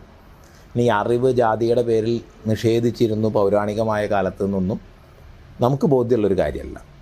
കാരണം ഇന്ന് ഒരു സിവിൽ എഞ്ചിനീയർ പ്രൊഫസർക്ക് പ്ലാനും എലിവേഷനും ഇല്ലാതെ 4 മുറി മാത്രമുള്ളൊരു വീട് പണിയാൻ പറ്റില്ല. പഴയ കാലത്ത് ഇവിടെ ആചാര്യന്മാരായിട്ടുള്ള ആചാര്യന്മാർ ഗജപൃഷ്ഠം പോലുള്ള സങ്കീർണമായ നിർമ്മിതികൾ 16 കെട്ട് 36 കെട്ട് ഇതൊക്കെ അത് 2 or 3 തലമുറ കഴിഞ്ഞിട്ടേ പണി തീരുള്ളൂ. ഇത് മുഴുവൻ ഈ മണ്ണിലിട്ട് പണിതിരുന്നത് ഒരു കടലാസിലൊരു വര പോലും ഇല്ലാതെ. ഇതൊക്കെ കഴിഞ്ഞ് മുകളിലേക്ക് കയറ്റുന്ന സമയത്ത് ഒരു ചെറിയ പിഴവ് വന്നാൽ മതി, ഇതെല്ലാം ഒന്നായിട്ട് ഇരിക്കില്ല. ഇതിൻ്റെ അടിസ്ഥാനപരമായിട്ടുള്ള കണക്ക് അവരുടെ ഉള്ളിൽ ആര് ഹൃദിസ്ഥമാക്കി, പരമ്പരകളെ എങ്ങനെ പകർന്നു. ഒരുപാട് പേര് പല സ്ഥലത്തായിട്ടാണ് ഇതിൻ്റെ പണികൾ നടത്തിക്കൊണ്ടിരിക്കുന്നത്. വൈദ്യം എന്ന് പറയുന്നൊരിതാണെന്നുണ്ടെങ്കിൽ വേലൻ, മണ്ണാൻ തുടങ്ങിയിട്ടുള്ള സമുദായങ്ങളാണ് ഏറ്റവും പ്രധാനമായിട്ട് ഇത് ചെയ്തിരുന്നത്. അങ്ങനെ ഒരു സമുദായത്തിൻ്റെ ഭാഗമായിട്ട് അവിടുത്തെ വൈദ്യൻ്റെ അവിടുത്തെ തിരക്ക് കാരണമാണ് ഇന്ന് നമ്മൾ കാണുന്ന കലാമണ്ഡലം റെയിൽവേ സ്റ്റേഷൻ കൊച്ചി രാജാവ് പണിത് കൊടുത്തത്. അപ്പോൾ ആ സമുദായങ്ങളിലേക്ക് വൈദ്യം എന്ന് പറയുന്ന ശാസ്ത്രത്തെ ആര് കൊടുത്തു? ജ്യോതിഷം, വേദാംഗമായിട്ടുള്ള ജ്യോതിഷം കൈകാര്യം ചെയ്തിരുന്നത് ഇന്ന് ബാക്ക്വേർഡ് കമ്മ്യൂണിറ്റി എന്നുള്ള രീതിയിൽ, OBC എന്നുള്ള രീതിയിൽ ഏർപ്പെടുത്തിയിരിക്കുന്ന ഗണക കളരിപ്പണിക്ക സമുദായങ്ങളാണ്.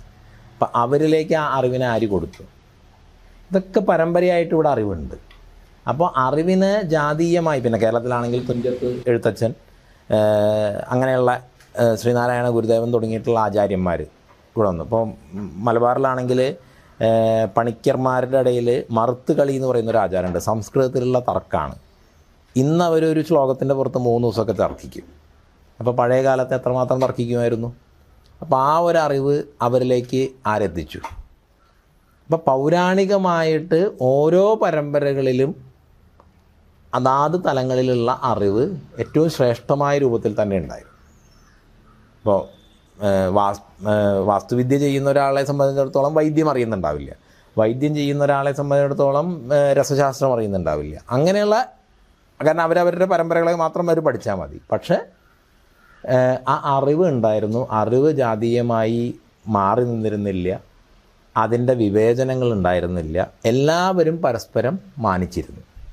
അതേസമയം ഇപ്പോൾ നമ്മൾ തൊട്ടുകൂടായ്മ തിണ്ടിക്കൂടായ്മ എന്നൊക്കെ പിൻകാലത്ത് പറയുന്ന ഭക്ഷണം കഴിക്കില്ല, അങ്ങനെയുള്ള കാര്യങ്ങളൊക്കെ ഇന്നും ചാലക്കുടി ഉൾഭാഗത്തുള്ള മുതുവാൻ സമൂഹം, വയനാട്ടിലെ ആദിമ നിവാസികളുടെ അവിടെയൊക്കെ നമ്മൾ പോയി കഴിഞ്ഞ് കഴിഞ്ഞാൽ നമുക്ക് പുറത്തിരുത്തിയ ഭക്ഷണം തരുള്ളൂ. നമ്മൾ കോവിഡ് കാലത്ത് അത്തരത്തിലുള്ള കാര്യങ്ങളുടെയൊക്കെ ശ്രദ്ധ എത്രത്തോളം അനിവാര്യമാണ് എന്ന് തന്നെ. അന്ന് നമ്മൾ പരിചയമില്ലാത്ത ഭക്ഷണം ഇതൊന്നും ആരോഗ്യപരമായ കാരണങ്ങളാലും മറ്റും പഴയ കാലത്ത് കഴിക്കുമായിരുന്നില്ല. ചാക്കരി വാങ്ങിക്കാൻ പാടില്ല, ഹോട്ടലിൽ നിന്ന് ഭക്ഷണം കഴിക്കാൻ പാടില്ല. കാരണം ഹോട്ടലിലെ ഭക്ഷണം വിൽക്കാൻ വേണ്ടി ഉണ്ടാക്കുന്നതാണ്.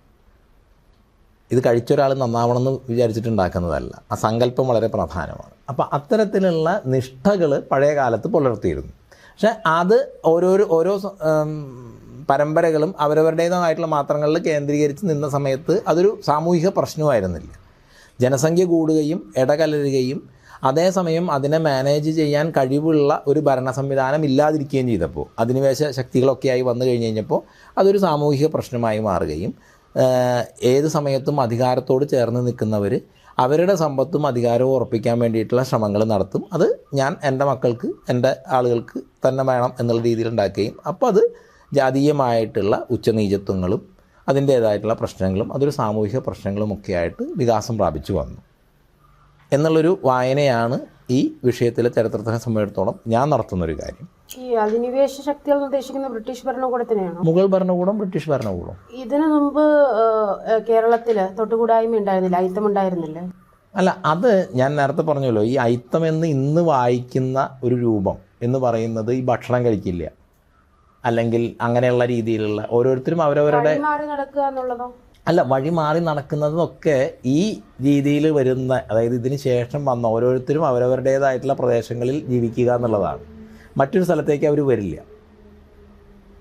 പൗരാണികമായിട്ടുള്ളൊരു കാലം ജനസംഖ്യ കൂടി വരുന്ന സമയത്ത് അവരുണ്ടായിരുന്ന ആചരണങ്ങൾ, ഇപ്പം നിങ്ങൾ മുതുവാൻ ആദിവാസി അവരുടെ താമസിക്കുന്ന അവിടെ പോയാൽ മതി, അല്ലെങ്കിൽ വയനാട്ടിൽ കുറിച്യരുടെ അവിടെ പോയാൽ മതി. അവിടെ നിങ്ങൾക്ക് അവരുടെ വീടിനകത്തേക്ക് നിങ്ങൾക്ക് കയറാൻ പറ്റില്ല. പുറത്തുനിന്ന് വരുന്ന ആർക്കാണെങ്കിലും കയറാൻ പറ്റില്ല. അവരുടെ ഒപ്പം ഇരുന്ന് ഭക്ഷണം കഴിക്കാൻ പറ്റില്ല. അവരുടെ കൂടെ ഇരുന്ന് അവരുണ്ടാക്കുന്ന ഭക്ഷണം നമുക്ക് കഴിക്കാൻ പറ്റില്ല. നമ്മുടെ ഭക്ഷണം അവർ കഴിക്കില്ല, പുറത്തു നിന്നുള്ള ആളുകളുടെ. അത് ആ ഒരു തരത്തിൽ നോക്കിക്കഴിഞ്ഞ് കഴിഞ്ഞാൽ ഇന്ന് പറയുമ്പോൾ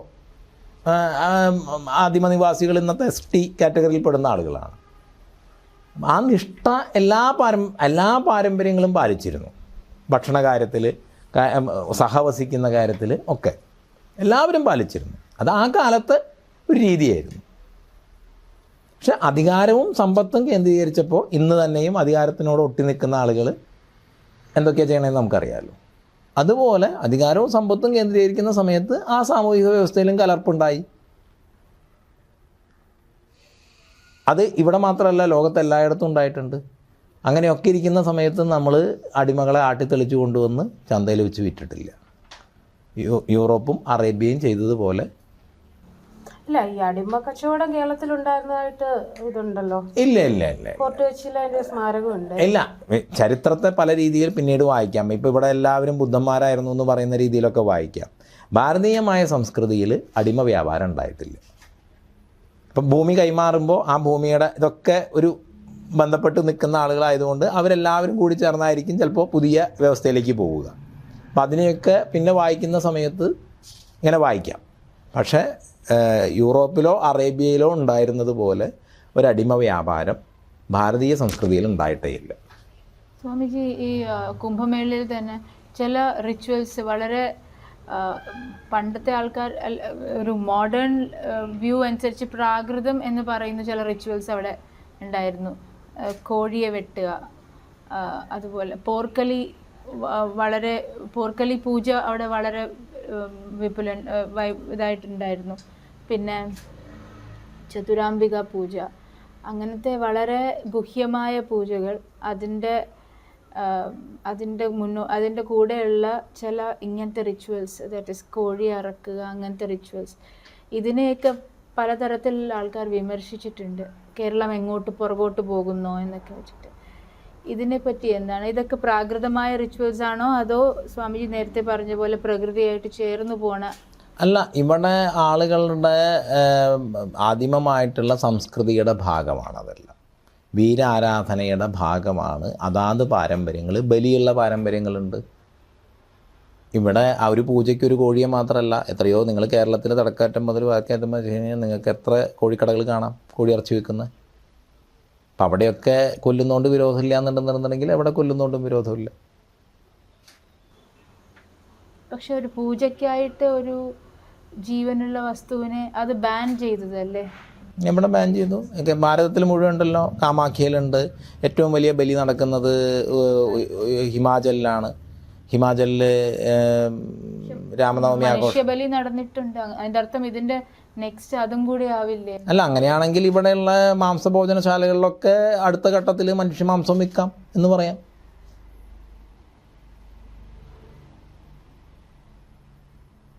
ഇവിടെ മറ്റ് മാംസഭോജ്യങ്ങൾ വിൽക്കുന്ന എല്ലാ ഷോപ്പുകളിലും നാളെ മനുഷ്യമാംസം വിൽക്കില്ലേ എന്നുള്ള ആലോചന ഉണ്ടെങ്കിൽ ഇപ്പുറത്ത് ഈ ആലോചനയാവാം. റിഫോംസിന്റെ ആവശ്യമില്ല, അത് നിലനിന്ന് പോയാൽ മതി. അല്ല, ഇവിടെ റിഫോംസ് എന്ന് പറയുന്നൊരു കാര്യമല്ല. കാരണം അതിനെ സംബന്ധിച്ചിടത്തോളം ഇപ്പോൾ അവിടുത്തെ ആ ചെയ്യുന്ന കുലങ്ങളുടെ പാരമ്പര്യത്തിൻ്റെ നേദ്യമാണ്. അവർ അത് ഭഗവതിക്ക് സമർപ്പിക്കുന്നു, അത് പ്രസാദമായിട്ട് അവർ ഭുജിക്കുന്നു. കേരളത്തിൽ മാടായിക്കാവിലും തിരുവളയനാട് കാവിലും ഒക്കെ അകത്ത് പൂജ എന്നുള്ള നിലയിൽ ബലിയുണ്ട്. നിങ്ങൾക്ക് അവിടെ ചെന്ന് കഴിഞ്ഞാൽ എൻ്റെ പ്രസാദം കിട്ടും. അല്ല, ഇത് ബാൻ ചെയ്ത് ജീവനുള്ള ബലിക്ക് പകരം കുമ്പളങ്ങ. നിങ്ങൾ മാടായിക്കാവിൽ എല്ലാ ദിവസവും പോയി കഴിഞ്ഞാൽ നിങ്ങൾക്ക് അകപൂജയുടെ പ്രസാദം കിട്ടും, തിരുവളയനാട് കാവിൽ പ്രസാദം കിട്ടും. കേരളത്തിൽ എത്രയോ തെയ്യം, ബലിയില്ലാത്ത ഒരു തെയ്യക്കാവും നിങ്ങൾക്ക് കാണാൻ കഴിയില്ല. ഈ സോഷ്യൽ മീഡിയയുടെ കാര്യം പറയുമ്പോഴത്തേക്കിന് ഈ മഹാമാഘത്തിനെ കുറിച്ചൊരു തന്നെ ഹിസ്റ്റോറിക്കലായിട്ടുള്ള കുറച്ച് തെറ്റുകളുണ്ട്. ഫോർ എക്സാമ്പിൾ, നേരത്തെ സ്വാമി പറഞ്ഞ പോലെ ടിപ്പു സുൽത്താൻ്റെ പടയോട്ട കാലത്താണ് മഹാമാഘം നിന്നുപോയെന്ന് പറയുന്നു. ചരിത്രപരമായിട്ട് നോക്കുകയാണെങ്കിൽ ആ സമയത്ത് ടിപ്പുവിന് 5 വയസ്സാണുള്ളത്. ഹൈദരലിയുടെ കാലത്താണ് നിന്നുപോയത്. പക്ഷെ എന്തുകൊണ്ടാണ് ടിപ്പുവിൻ്റെ പേര് വരുന്നത്? ടിപ്പുവിൻ്റെ പടയോട്ടം എന്ന് പറയുന്നത് പല ആളുകളും ഇപ്പോൾ ചേരമാൻ പെരുമാൾ മതം മാറി മുസ്ലിമായി മക്കത്ത് പോയി എന്നുള്ളത് തെയ്യത്തിൻ്റെ വാചാലുകളിലുണ്ട്, അനുഷ്ഠാനത്തിൻ്റെ വാചാലുകളിലുണ്ട്. അങ്ങനൊരു സംഭവം നടന്നിട്ടില്ല. ചേരമാൻ പെരുമാൾ നായനാർ സ്ഥാനം നേടി സുന്ദരമൂർത്തി നായനാരുടെ ഒപ്പം ഉടലോടുകൂടി കൈലാസാരോഹണം ചെയ്യുകയാണ് ചെയ്ത്. എല്ലാ വർഷവും അതിൻ്റെ ആചരണം തിരുവഞ്ചിക്കുളം ക്ഷേത്രത്തിൽ മുടങ്ങാതെ വിപുലമായ രീതിയിൽ നടക്കുന്നുണ്ട്. തമിഴ്നാട്ടിലെ ആളുകൾ വന്നിട്ട് തമിഴ്നാട്ടിലെ ഏത് ക്ഷേത്രങ്ങളിൽ ചെന്നാലും 64 നായനാർമാരുടെ വിഗ്രഹത്തിൽ ചേരമാൻ പെരുമാൾ നായനാരുടെ വിഗ്രഹം കാണാം. അങ്ങനെ ഇരിക്കുമ്പോൾ കേരളത്തിലെ ചരിത്ര പുസ്തകങ്ങളിലും ഈ അനുഷ്ഠാനങ്ങളിലെ വാചാലുകളിൽ വരെ ഇത് വന്നിട്ടുണ്ട്. അപ്പോൾ അതൊക്കെ ബഹുജനങ്ങൾ പലതും പറഞ്ഞുകൊണ്ടിരിക്കുന്ന സമയത്ത് അതിൽ അത്ര കൃത്യത, ഇപ്പം മാധ്യമങ്ങളിൽ എല്ലാ കാര്യങ്ങളും പഠിച്ച് ചെയ്യുന്ന മാധ്യമങ്ങളിൽ എത്രത്തോളം തെറ്റ് വരുന്നു. അപ്പോൾ നമ്മൾ വിശ്വാസമാണോ വിശ്വസിക്കേണ്ടത്, ചരിത്രമാണോ വിശ്വസിക്കേണ്ടത്? ഭാരതത്തിനെ സംബന്ധിച്ചിടത്തോളം നിങ്ങൾക്ക് ചരിത്രത്തെയും വിശ്വാസത്തെയും വിശ്വാസമല്ല, ഐതിഹ്യമോ മിത്തോ, വിശ്വാസം എന്നുള്ള വാക്കിനേക്കാൾ കൂടുതൽ അല്ലെങ്കിൽ ഒരു മിത്ത് എന്ന് പറയുകയായിരിക്കും നല്ലത്. ഇതിൽ വലിയൊരു അതിർവരമ്പുകൾ നിങ്ങൾക്ക് കാണാൻ പറ്റില്ല. കാരണം പലപ്പോഴും ഇവിടെ ഒരു പാശ്ചാത്യ രീതിയിൽ നിന്ന് വ്യത്യസ്തമായി ഞാൻ ഇല്ലാത്ത ഒരു ലോകമായിരുന്നു ഭാരതം. ഞാനിത് ചെയ്തു, ഞാനിത് ചെയ്തില്ല എന്നൊന്നും ആരും എഴുതി വയ്ക്കില്ല. ഇപ്പോൾ ചരക സംഹിത എന്ന ആയുർവേദ ഗ്രന്ഥത്തിൽ പറയുമ്പോൾ ഇന്നിപ്പോൾ ആധുനിക പഠനങ്ങളിലൊക്കെ ചരകൻ എന്ന് പറയുന്ന ഋഷി എഴുതി എന്ന് പറഞ്ഞിട്ട് വായിക്കും. ശരിക്കും ചര ശബ്ദത്തിനർത്ഥം അന്നം, പ്രാണൻ എന്നാണ്. ഇത് രണ്ടും കൊണ്ടാണ് നമ്മൾ നടക്കുന്നത്. അപ്പോൾ അന്നത്തിൻ്റെയും പ്രാണൻ്റെയും ശുദ്ധമായ ആചരണത്തിൻ്റെ ശാസ്ത്രമാണ് ചരക സംഹിത. അത് ചരകൻ എന്ന് പറയുന്ന ഒരാൾ എഴുതി എന്നുള്ളതല്ല. അപ്പം അങ്ങനെയാണ് ഇതിനെ നമുക്ക് പകർന്നു തന്നത് പാരമ്പര്യം. പിന്നെ പലപ്പോഴും നമ്മൾ 1000 പേരെ കൊന്നു എന്നൊക്കെ ഓലയിൽ വായിക്കും. നടക്കുന്നത് ചതുരംഗത്തിലുള്ള ചതുരംഗ കളിയാണ്. 2 രാജാക്കന്മാർ തമ്മിൽ ചതുരംഗം കളിച്ചിട്ടാണ് യുദ്ധം. അപ്പം അതിലൊരു കാലാളിന് 1000 കാലാളിൻ്റെ സ്ഥാനമാണ്. കാലാളിനെ വെട്ടിക്കഴിഞ്ഞ് കഴിഞ്ഞാൽ ഉടനെ അവിടെ നിന്നിട്ട് 1000 പേരെ കൊന്നു എന്നാണ്. അപ്പോൾ ചതുരംഗത്തിൽ തോറ്റ രാജാവ് തോറ്റു. കേരളത്തിലൊക്കെ പല രാജാക്കന്മാർ തമ്മിലുള്ള യുദ്ധം തന്നെ ഈ ചതുരംഗപ്പലയിലുള്ള യുദ്ധം ഉണ്ടായിരുന്നുള്ളൂ. പക്ഷെ എഴുതി വരുന്ന സമയത്ത് എഴുതുമ്പോൾ ഈ രീതിയിലായിരിക്കും. അപ്പോൾ അങ്ങനെ ചരിത്രത്തിനെ സംബന്ധിച്ചിടത്തോളം ഒരുപാട് വളച്ചൊടിക്കലുകൾ ആ തരത്തിൽ നടന്നിട്ടുണ്ട്. കാരണം ആര്യ ശബ്ദം തന്നെ, ആര്യ പദത്തിൻ്റെ അർത്ഥം ശ്രേഷ്ഠൻ എന്നുള്ള രീതിയിലാണ്, ആ രീതിയിലാണ് എല്ലാ പുരാണ ഇതിഹാസങ്ങളിലും അത് ഉപയോഗിച്ചത്. പക്ഷേ അതിനെ ആര്യനൈസേഷൻ എന്ന് പറയുന്ന ഒരു ടെർമിനോളജി കൊണ്ടുവന്ന് വലിയ രീതിയിലുള്ളൊരു തെറ്റിദ്ധരിപ്പിക്കലുകൾ കേരളത്തിലെ ഭാരതത്തിലെ പ്രധാനപ്പെട്ട ചരിത്രകാരന്മാർ ഈ അടുത്ത കാലം വരെ നടത്തി. ഇപ്പോഴാണ് ഇതിൻ്റെയൊക്കെ പ്രയോക്താക്കളായിരുന്ന റൊമീല താപ്പറെ പോലുള്ള ആളുകൾ അടക്കം ഇതിന് തെളിവില്ല എന്ന് പറഞ്ഞത്. അതുപോലെ കേരളത്തിൽ എല്ലാവരും പറഞ്ഞുകൊണ്ടിരിക്കുന്ന ഒരു കാര്യമാണ് കേരളം വലിയ ബുദ്ധ കേന്ദ്രമായിരുന്നു എന്നുള്ളത്. MGS നാരായണനെ പോലുള്ള ചരിത്ര ഗവേഷകർ, ഈ സാഹിത്യം എഴുതുന്ന ആൾക്കാരല്ല, ചരിത്ര ഗവേഷകർ തൃക്കണാമതിലകത്ത് നിന്ന് മാത്രമാണ് ഒരു ബുദ്ധ ഇതുണ്ടായിരുന്നതിൻ്റെ അവശേഷിപ്പുണ്ടായിരുന്നതിൻ്റെ ഇത് കിട്ടിയിട്ടുള്ളൂ. വേറെ എവിടെ നിന്നും കേരളത്തിൽ കിട്ടിയിട്ടില്ല. ബുദ്ധൻ്റെ പ്രതിമയാണ് എന്ന് പറഞ്ഞു കഴിഞ്ഞിട്ട് പലതുണ്ട്. ബുദ്ധൻ്റെ കാലത്ത് ശില്പനിർമ്മാണം ഉണ്ടായിട്ടില്ല, ബുദ്ധനെ ആരും കണ്ടിട്ടില്ല. അപ്പോൾ ഒരു കാലത്ത് അവിടെ ഉണ്ടായിരുന്ന പൂർവികരുടെ ശില്പം ഉണ്ടാകുന്ന ശൈലി വന്ന സമയത്ത് അവർ ബുദ്ധൻ്റെ നാട്ടിലുള്ള ആളുകൾ അതേ ശൈലിയിൽ അവിടെ ഉണ്ടാക്കി, വേറെ നാട്ടിലുള്ള ആളുകൾ അവിടുത്തെ ദേവനെ അതേ ശൈലിയിൽ ഉണ്ടാക്കി. അപ്പം ഇതെല്ലാം ഒന്നാണ് എന്ന് പിൽക്കാലത്ത് ഗവേഷകർ വ്യാഖ്യാനിച്ചു. അങ്ങനെയാണെങ്കിൽ നമ്മുടെ ദൈവങ്ങൾ എന്ന് പറയുന്ന ഹിന്ദു ദൈവങ്ങളെ ആരും കണ്ടിട്ടില്ല എന്നുള്ളൊരിതുണ്ടല്ലോ. അല്ല, ഹിന്ദു ദൈവങ്ങളെ കണ്ടിട്ടില്ല എന്നാണ് ഞാൻ നേരത്തെ പറഞ്ഞല്ലോ. ഹിന്ദു ദൈവങ്ങളെ സംബന്ധിച്ചിടത്തോളം അത് പ്രതീകാത്മകമാണ്. ഈ പ്രതീകാത്മകതയിൽ നിങ്ങൾ പറയുന്നത് ശംഖ് വയ്ക്കുന്നു, അതായത് ആ ശക്തി ഇന്ദ്രിയങ്ങളെ നിയന്ത്രിക്കുന്നു. വിഷ്ണു വിശ്വവ്യാപനോതി, ഇത് വിഷ്ണു, വിശ്വം മുഴുവൻ വ്യാപിച്ചിരിക്കുന്നത് വിഷ്ണു. വിശ്വം മുഴുവൻ വ്യാപിച്ചിരിക്കുമ്പോൾ ശരീരത്തിൻ്റെ ഉള്ളിലുമാണ്, പുറത്തുമാണ്. അതെവിടെ സ്ഥിതി ചെയ്യുന്നു എന്ന് പറഞ്ഞു കഴിഞ്ഞാൽ കടലിൽ. സമുദ്രം എന്താണെന്ന് ചോദിച്ചാൽ ജലം നിറഞ്ഞിരിക്കുന്നത് കടലല്ല, അന്തരീക്ഷമാണ്. അന്തരീക്ഷത്തിൽ ഓരോ കണത്തിലും ഇതുണ്ട്. അനന്തൻ്റെ പുറത്ത് കിടക്കുന്നു, ആദിയില്ല അന്തമില്ല. ഇത് എവിടെ നിന്ന് തുടങ്ങി എവിടെ നിന്ന് അവസാനിക്കുന്നതെന്ന് കണ്ടെത്താൻ പറ്റില്ല. ജ്ഞാനേന്ദ്രിയങ്ങളെ കർമ്മേന്ദ്രിയങ്ങളെ പ്രവർത്തിപ്പിക്കുന്നത്, നാഡികളിൽ മുഴുവൻ നിറഞ്ഞിരിക്കുന്നത്, വാക്കിനെ പുറപ്പെടുവിക്കുന്നത്, സ്ഥിതിയെ നിലനിർത്തുന്നത് പ്രാണവായുവിനെ വിഷ്ണു എന്ന് പറയുന്നു. അതിനെ സിംബലൈസ് ചെയ്യുന്നു. അത്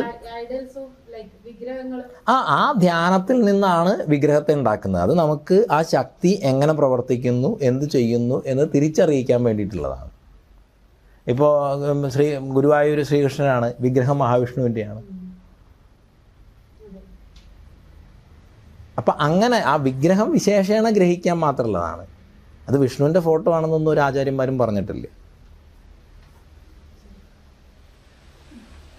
ഈ നമ്മുടെ ഈ പറഞ്ഞ ഫിലോസഫി അല്ലെങ്കിൽ ഈ വേദങ്ങൾ, ഉപനിഷത്ത്, ഇതൊക്കെ ഈ പറഞ്ഞ ഒരു ഓഷ്യൻ ഓഫ് നോളജ് അങ്ങനെയൊക്കെ പറയുന്നുണ്ട്. പക്ഷേ ഇത് ഈ ലളിതമായ ഭാഷയിൽ അല്ലെങ്കിൽ സാധാരണ ജനങ്ങളിലോട്ട് എത്തിക്കാനായിട്ടുള്ളൊരു ഗ്യാപ്പ് ഉണ്ടായിട്ടുണ്ടെന്ന് ഫീൽ ചെയ്യുന്നുണ്ടെന്ന് വെച്ചാൽ പലരും പറയുന്നതാണ്. ഇപ്പോൾ എസ്പെഷ്യലി കേരളത്തിലാണെങ്കിലും ഇപ്പോൾ കൂടുതൽ വേദപാഠശാലകൾ വേണം, അല്ലെങ്കിൽ അമ്പലങ്ങളിലാണെങ്കിലും അങ്ങനെയൊക്കെ തുടങ്ങാനുള്ള പ്ലാനുകൾ നടന്നിട്ടില്ല. അങ്ങനെ പല റീസൺസും ഉണ്ട്.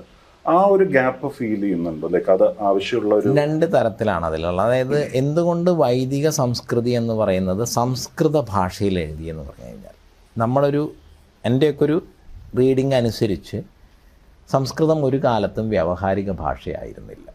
അത് ശാസ്ത്ര ഭാഷയാണ്. ഇപ്പോൾ കമ്പ്യൂട്ടറിൻ്റെയൊക്കെ നമ്മൾ കമ്പ്യൂട്ടർ ലാംഗ്വേജ് എന്നൊക്കെ പറയുന്ന പോലെ ശാസ്ത്ര ഭാഷയാണ്. ശാസ്ത്ര ഭാഷയുടെ പ്രത്യേകത 5000 മുമ്പുള്ള അർത്ഥം തന്നെയായിരിക്കും ഇപ്പോൾ 5000 കൊല്ലം കഴിഞ്ഞാലും ഇതേ അർത്ഥം തന്നെയായിരിക്കും. അർത്ഥത്തിലൊരു വ്യത്യാസവും വരില്ല. വ്യവഹാര ഭാഷയിൽ അങ്ങനെയല്ല, ജനറേഷൻ തോറും വ്യവഹാരം മാറും. ഇപ്പോൾ നമ്മുടെയൊക്കെ അച്ഛൻ്റെ അമ്മയുടെയും കാലത്ത് അടുത്ത വീട്ടിലൊരു കുട്ടിക്ക് പണി കിട്ടി എന്ന് പറയുന്ന അർത്ഥമല്ല ഇന്നിപ്പോൾ നമ്മൾ അടുത്ത വീട്ടിലൊരാൾക്ക് പണി കിട്ടി എന്ന് പറയുമ്പോൾ നമ്മൾ കേൾക്കുക. കാരണം അത് വ്യവഹാര ഭാഷയുടെ ഒരു പ്രത്യേകതയാണ്. അത് ഓരോ ജനറേഷൻ കഴിയുമ്പോഴും വ്യവഹാര ഭാഷയിൽ അർത്ഥ വ്യത്യാസങ്ങൾ വരും. ശാസ്ത്ര ഭാഷയിൽ അത് വരില്ല. അപ്പോൾ ഓരോ സ്ഥലത്തും പ്രകൃതിയെ മനസ്സിലാക്കിയ അടുത്തറിഞ്ഞ ആളുകൾ ആ പ്രകൃതിയുമായി ചേരുന്നതിൻ്റെ, പ്രകൃതിയിലെ ശക്തികളെ നമുക്ക് അനുഗ്രഹമായി ഉപയോഗിക്കുന്നതിൻ്റെ ആചരണ പദ്ധതികൾ, ഞാൻ നേരത്തെ പറഞ്ഞ മന്ത്രജപത്തിൻ്റെ കാര്യം പറഞ്ഞു. പിന്നെ ദ്രവ്യങ്ങൾ, ഓരോ പൂജയ്ക്കും ഉപയോഗിക്കുന്ന ദ്രവ്യങ്ങൾ എന്ന് പറയുന്നത് അഗ്നിയെ ഉദ്യോഗിപ്പിക്കേണ്ട ദേവതയിലായിരിക്കും നെയ്യ് കൂടുതലുണ്ടാവുക. അഗ്നിയെ ശമിപ്പിക്കേണ്ട ദേവതയാണെങ്കിൽ ത്രിമധുരം പോലെ മധുരമായിരിക്കും കൂടുതലുണ്ടാവുക.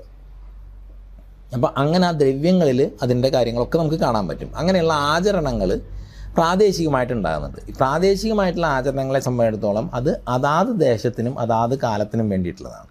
അപ്പോൾ ആ സാധകർ തിരിച്ചറിഞ്ഞ സത്യത്തെ എല്ലാ കാലത്തേക്കും വേണ്ടി, ഇപ്പോൾ അതിൻ്റെ ഒരു പോയിൻ്റ് ഉണ്ടാവും, ആ പോയിൻറ്റിനെ എല്ലാ കാലത്തേക്കും വേണ്ടി രേഖപ്പെടുത്തുന്നതാണ് ഈ ശാസ്ത്രഭാഷയിൽ. അപ്പോൾ ശാസ്ത്രഭാഷയിലെ കാര്യം നിങ്ങൾക്ക് ഏത് ദേശത്തും ഏത് കാലത്തും ഉപയോഗിക്കാം. എന്നാൽ പ്രാദേശികമായിട്ടുള്ള കാര്യങ്ങൾ ഓരോ സമയത്തും ആ ജനങ്ങളുടെ ജീവിതം മാറുന്നതിനനുസരിച്ച്, കർമ്മം മാറുന്നതിനനുസരിച്ചിട്ടൊക്കെ മാറിക്കൊണ്ടിരിക്കും, വ്യത്യാസങ്ങൾ വരും. ആ ദേശത്താണ് അത് ഏറ്റവും ശക്തമാവുകയും ചെയ്യുക, ആ പ്രഭാവം. അപ്പം ഇവിടുത്തെ ഒരു ദേശത്തെ ആചാരം വേറൊരു ദേശത്ത് കൊണ്ട് ചെയ്തിട്ട് കാര്യമില്ല, കാരണം ഈ പ്രകൃതിയിലാണ് അതുള്ളത്. അപ്പോൾ അതുകൊണ്ട് വന്ന പഠന രീതിയിൽ തലമുറകളായിട്ട് നമ്മുടെ പാരമ്പര്യ പഠനം നിന്നിരുന്ന കാലത്ത് ഈ അറിവുകൾ വേറെ രൂപത്തിലുണ്ടായിരുന്നു, നാട്ടുഭാഷയിലുണ്ടായിരുന്നു, വരവിളികളായിട്ട്, വരച്ചൊല്ലുകളായിട്ട്. ഇപ്പോൾ വൈദ്യമാണെങ്കിൽ അഷ്ടാംഗഹൃദയവും ചരകസംഹിതയും ശുശ്രൂഷസംഹിതയും ഒക്കെ ഉണ്ട്. പക്ഷേ നാട്ടുവൈദ്യം എന്ന് പറയുന്ന വലിയ രീതിയിലുള്ള പാരമ്പര്യം ഉണ്ടായിരുന്നു. ഒരേ കാര്യം തന്നെയാണ് പറയുന്നത്. വാസ്തുശാസ്ത്ര ഗ്രന്ഥങ്ങളുണ്ട്, പക്ഷേ ഇവിടുത്തെ ആശാരിമാരായിട്ടുള്ള ആളുകളുടെ കയ്യിൽ അതിൻ്റെ കണക്കുണ്ട്.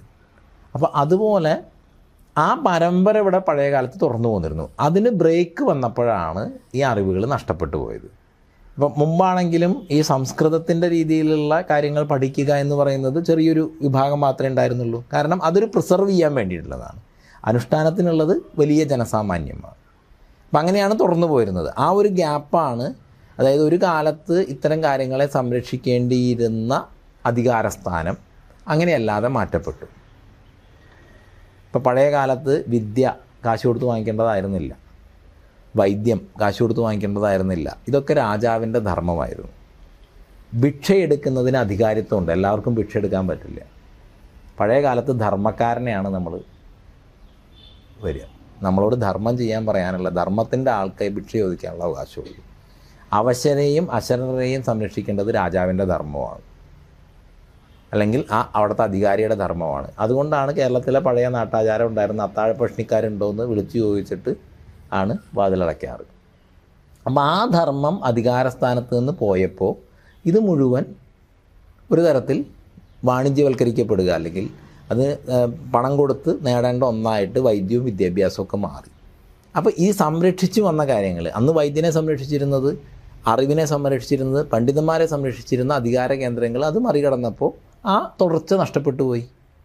ഇപ്പോൾ ഇന്ന് എഞ്ചിനീയറിംഗ് കോളേജിൽ പോകുന്നത്, ഇപ്പോൾ പഴയ കാലത്തെ തുടർച്ച, അതായത് ആശാരിമാർ, മൂശാരിമാർ, കൊല്ലന്മാർ, അവരൊക്കെയാണ് ഈ എഞ്ചിനീയറിംഗ് കോളേജിൽ പോയിരുന്നതെന്നുണ്ടെങ്കിൽ ഇവിടെ ഉണ്ടായിരുന്ന അറിവിൻ്റെ ആധുനികമായിട്ടുള്ളൊരു തുടർച്ച ശരിയായ രീതിയിൽ ഉണ്ടാവുമായിരുന്നു.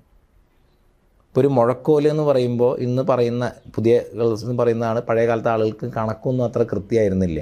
കാരണം 16 17 തരം വ്യത്യസ്ത അളവുകളിലാണ് ഇവിടെ നിന്ന് മുഴക്കോല് കിട്ടിയിരിക്കണതെന്ന്. ഇത് പഴയ ആശാരിമാരോട് പറഞ്ഞാൽ അവർ ചിരിക്കും. കാരണം എവിടെയാണോ നിർമ്മിക്കേണ്ടത് ആ നിർമ്മിക്കുന്ന സ്ഥലത്ത് യവം വിതച്ച് അതിൽ നിന്ന് വരുന്ന യവം അളവനുസരിച്ച് വെച്ചിട്ട് വേണം മുഴ ഉണ്ടാക്കാൻ. കാരണം ആ അളവിൽ അവിടുത്തെ നീരൊഴുക്കുണ്ട്, അവിടുത്തെ വായുവിൻ്റെ ഗതിയുണ്ട്, എല്ലാം ഉണ്ട്. അതിനനുസരിച്ച് വേണം അവിടെ നിർമ്മിതി പണിയാൻ. അപ്പം അത്രയും സൂക്ഷ്മമായിട്ടാണ്, പ്രകൃതിയുമായി ബന്ധപ്പെട്ടിട്ടാണ് എല്ലാ കാര്യങ്ങളും പോയിരുന്നത്. ആ തുടർച്ചയെ ഈ ആധുനിക വിദ്യാഭ്യാസം മുറിച്ചു. വൈദ്യശാസ്ത്രത്തിലാണെങ്കിൽ ശസ്ത്രക്രിയ ഉപകരണങ്ങളുടെ ഇന്നും അതിൻ്റെ പ്രോട്ടോടൈപ്പ് സുശ്രുത സംഹിതയിലെ ഡിസൈനുകളാണ്. അത്രയും വളർന്നത് ബ്രിട്ടീഷ് അധികാരികൾ ആയുർവേദത്തിൻ്റെ ശസ്ത്രക്രിയ പാടില്ലെന്ന് നിരോധിച്ചു. ആ നിരോധനം ഇപ്പോഴും നിലനിൽക്കുകയാണ്. അത് നിലനിൽക്കുന്നതോടുകൂടി ആയുർവേദത്തിന് ക്രമാനുഗതമായിട്ടുള്ളൊരു വളർച്ച ഉണ്ടായില്ല. ഇപ്പോൾ നമ്മളെല്ലാവരും പറയും ആക്സിഡൻറ്റ് പറ്റിയ ആയുർവേദ ഹോസ്പിറ്റലിൽ പോകാൻ പറ്റില്ല. കാരണം അലോപ്പതി ഹോസ്പിറ്റലുള്ളത് ടെക്നോളജി മാത്രമാണ്. അവിടെ അലോപ്പതി എന്ന് പറയുന്ന വൈദ്യശാസ്ത്രമല്ല ആക്സിഡൻറ്റ് പറ്റിയ ആളെ സഹായിക്കുന്നത്, അവിടുത്തെ മോഡേൺ ടെക്നോളജിയാണ്. ആ ടെക്നോളജി ആയുർവേദത്തിന് ഉപയോഗിക്കാം. പക്ഷെ ആ ഒരു വളർച്ച ആയുർവേദത്തിനെ ബോധപൂർവം അധികൃതർ തടഞ്ഞു. അപ്പം ഇതുപോലെ ഈ വിദ്യകളുടെ തുടർച്ചയ്ക്ക് പാറ്റേൺ ചെയ്യേണ്ട രക്ഷാധികാരികളായിരിക്കേണ്ട അധികാരികൾ അത് ചെയ്തില്ല. അപ്പോൾ പലപ്പോഴും പറയുന്നൊരു കാര്യമാണ്, ഹിന്ദു സമൂഹത്തിന് സ്കൂളുകളൊന്നും പണിതിട്ടില്ലല്ലോ, അല്ലെങ്കിൽ ഹോസ്പിറ്റലുകളൊന്നും പണിതിട്ടില്ലല്ലോ. ഇന്ന് കാണുന്ന ഈ സർക്കാർ സ്കൂളുകൾ മുഴുവൻ ഹിന്ദു സമാജത്തിൻ്റെ ആയിരുന്നു. അതെല്ലാം ഇവിടുത്തെ രാജാക്കന്മാർ ഉണ്ടാക്കിയ കാര്യങ്ങളാണ്, ഈ സമാജത്തിന് വേണ്ടി ഉണ്ടാക്കിയ കാര്യങ്ങളാണ്. കാരണം അതൊക്കെ രാജധർമ്മമാണ്, അത് മതപ്രചരണത്തിനുള്ള കേന്ദ്രങ്ങളല്ല. സെമറ്റിക് മതങ്ങളെ സംബന്ധിച്ചിടത്തോളം ഇതെല്ലാം മതപ്രചരണത്തിനുള്ള കേന്ദ്രങ്ങളാണ്. അപ്പോൾ അതുകൊണ്ട് മറ്റുള്ള സമുദായങ്ങൾക്ക് ആ സ്ഥാപനങ്ങൾ ആ രീതിയിലുള്ള തലത്തിൽ നിലനിൽക്കും. നമ്മളതിനെ പൊതുവായിട്ടുള്ളൊരു കാഴ്ചപ്പാടിലാണ് കണ്ടിരുന്നത്. അപ്പോൾ ഈ അറിവിന് തുടർച്ച നഷ്ടപ്പെട്ടത് ഇതുകൊണ്ടാണ്. ഈ രക്ഷാധികാരിത്വം ഈ പാരമ്പര്യമായിട്ടുള്ള അറിവുകളിൽ ഇല്ലാതായതുകൊണ്ടാണ്. ഈ അമ്പലങ്ങളിലൊക്കെ ഇതേപോലെ ഈ ഭഗവത്ഗീത ഇല്ലെങ്കിൽ ഈ വേദങ്ങളുടെ സത്ത് ഇതൊക്കെ പഠിപ്പിക്കണം എന്നൊക്കെ പറഞ്ഞിട്ട് കുറേ കാലമായിട്ട് പലവരും ഡിമാൻഡ് ചെയ്യുന്നതാണ്. അതിനെക്കുറിച്ച് എന്താണ്? ഒബ്വിയസ്ലി ഇത് കുറേ ഈ ദേവസ്വം ബോർഡിൻ്റെ ഇതൊക്കെ കീഴിൽ വരുന്നതാണ്.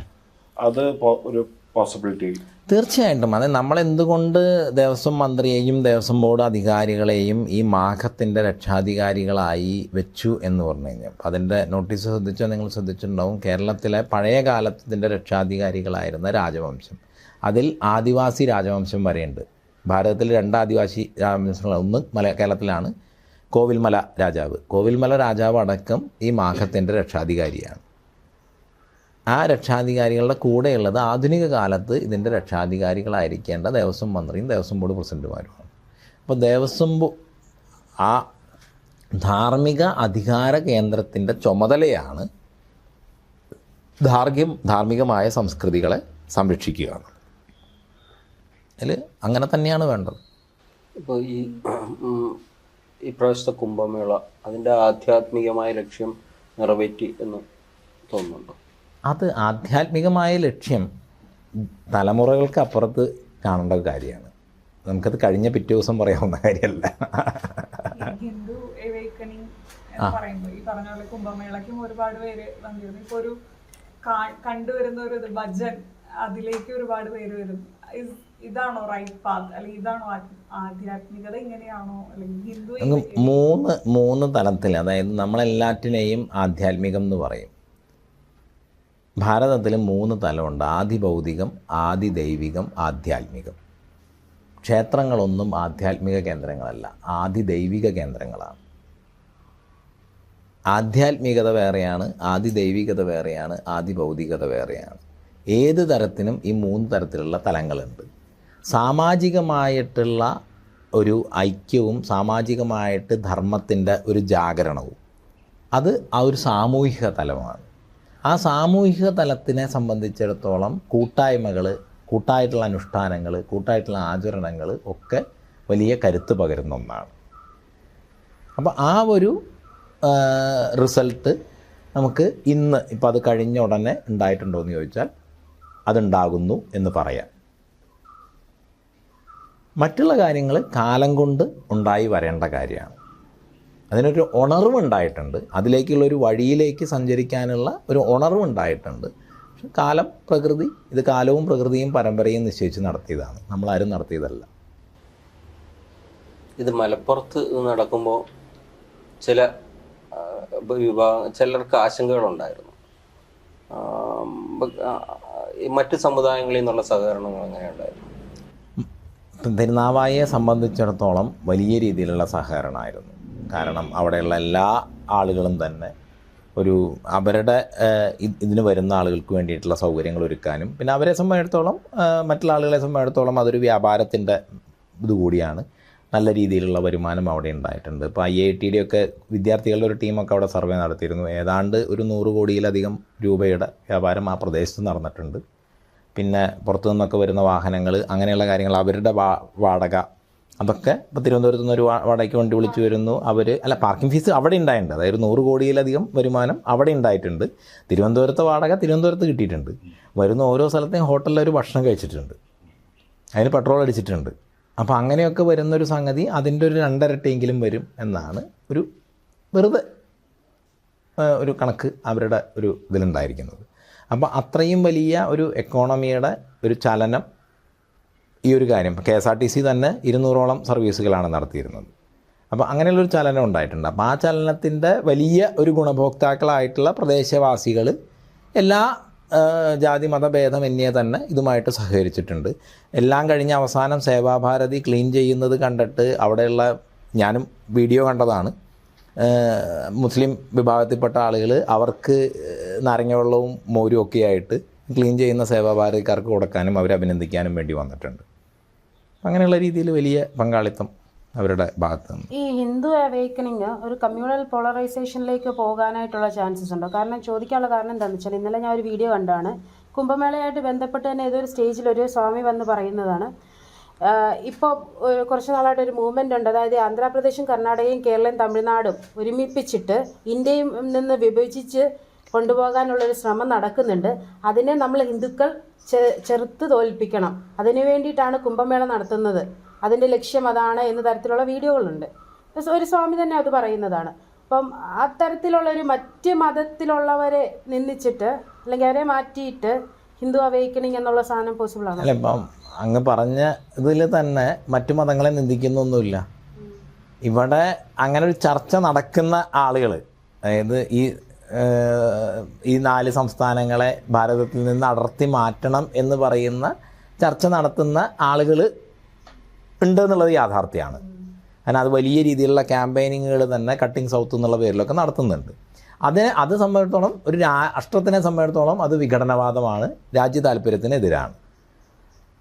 ധർമ്മത്തിനെ സംബന്ധിച്ചിടത്തോളം ധർമ്മം ദേശത്തിൻ്റെ രക്ഷയ്ക്ക് വേണ്ടിയിട്ടാണ്, സമാജത്തിൻ്റെയും ദേശത്തിൻ്റെയും രക്ഷയ്ക്ക് വേണ്ടിയിട്ടാണ്. അപ്പോൾ ധർമ്മജാഗരണത്തിൻ്റെ ഭാഗമായിട്ട് എല്ലാ തരത്തിലുള്ള വിഘടനവാദങ്ങൾക്കും ധർമ്മജാഗരണം എതിരാണ്. ഇപ്പോൾ ഈ പറഞ്ഞ അദ്ദേഹത്തിൻ്റെ പ്രവൃത്തിയിൽ ഈ രാഷ്ട്രത്തിൻ്റെ രക്ഷയ്ക്ക് വേണ്ടിയിട്ട് ഹിന്ദു സമാജം ഉണർന്നെഴുന്നേക്കണം എന്നാണ് ഇപ്പോൾ പറഞ്ഞതിനനുസരിച്ചിട്ട്. ഞാൻ ഈ പ്രസംഗം കേട്ടിട്ടില്ല, പറഞ്ഞതനുസരിച്ചിട്ട് അതിനെ സംബന്ധിച്ച് നമുക്ക് എതിർപ്പ്, എന്താ എതിർപ്പ്? അതിലെങ്ങനെയാണ് കമ്മ്യൂണൽ പോളറൈസേഷൻ ഉണ്ടാകുന്നത്? മറ്റുള്ള സമാജവും അങ്ങനെ ചിന്തിക്കട്ടെ. ഇപ്പോൾ ഹിന്ദുക്കളുടെ പരിപാടിയിൽ ഹിന്ദുക്കളുടെ കാര്യമല്ലേ പറയാൻ പറ്റുള്ളൂ.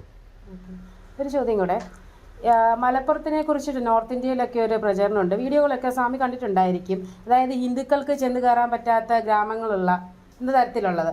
സ്വാമി കുറച്ച് നാൾ അവിടെ ഉണ്ടായിരുന്നു. മലപ്പുറത്തിനെ കുറിച്ച് സ്വാമിക്ക് എന്താണ് പറയാനുള്ളത്? നമ്മളുണ്ടായിരുന്നു തിരുനാവായ എന്ന് പറയുന്ന ചെറിയൊരു സ്ഥലത്തല്ല.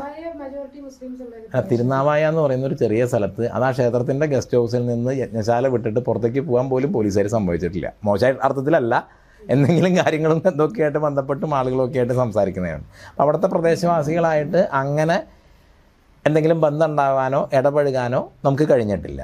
പക്ഷേ ഇവിടെ മറ്റൊരു കാര്യം എന്ന് പറയുന്നത് സെമറ്റിക് മതങ്ങളൊക്കെ, അതായത് ഹിന്ദുധർമ്മത്തിനെ സംബന്ധിച്ചിടത്തോളം ഹിന്ദുധർമ്മം വിശാലമാണ്, സ്വതന്ത്രമാണ്.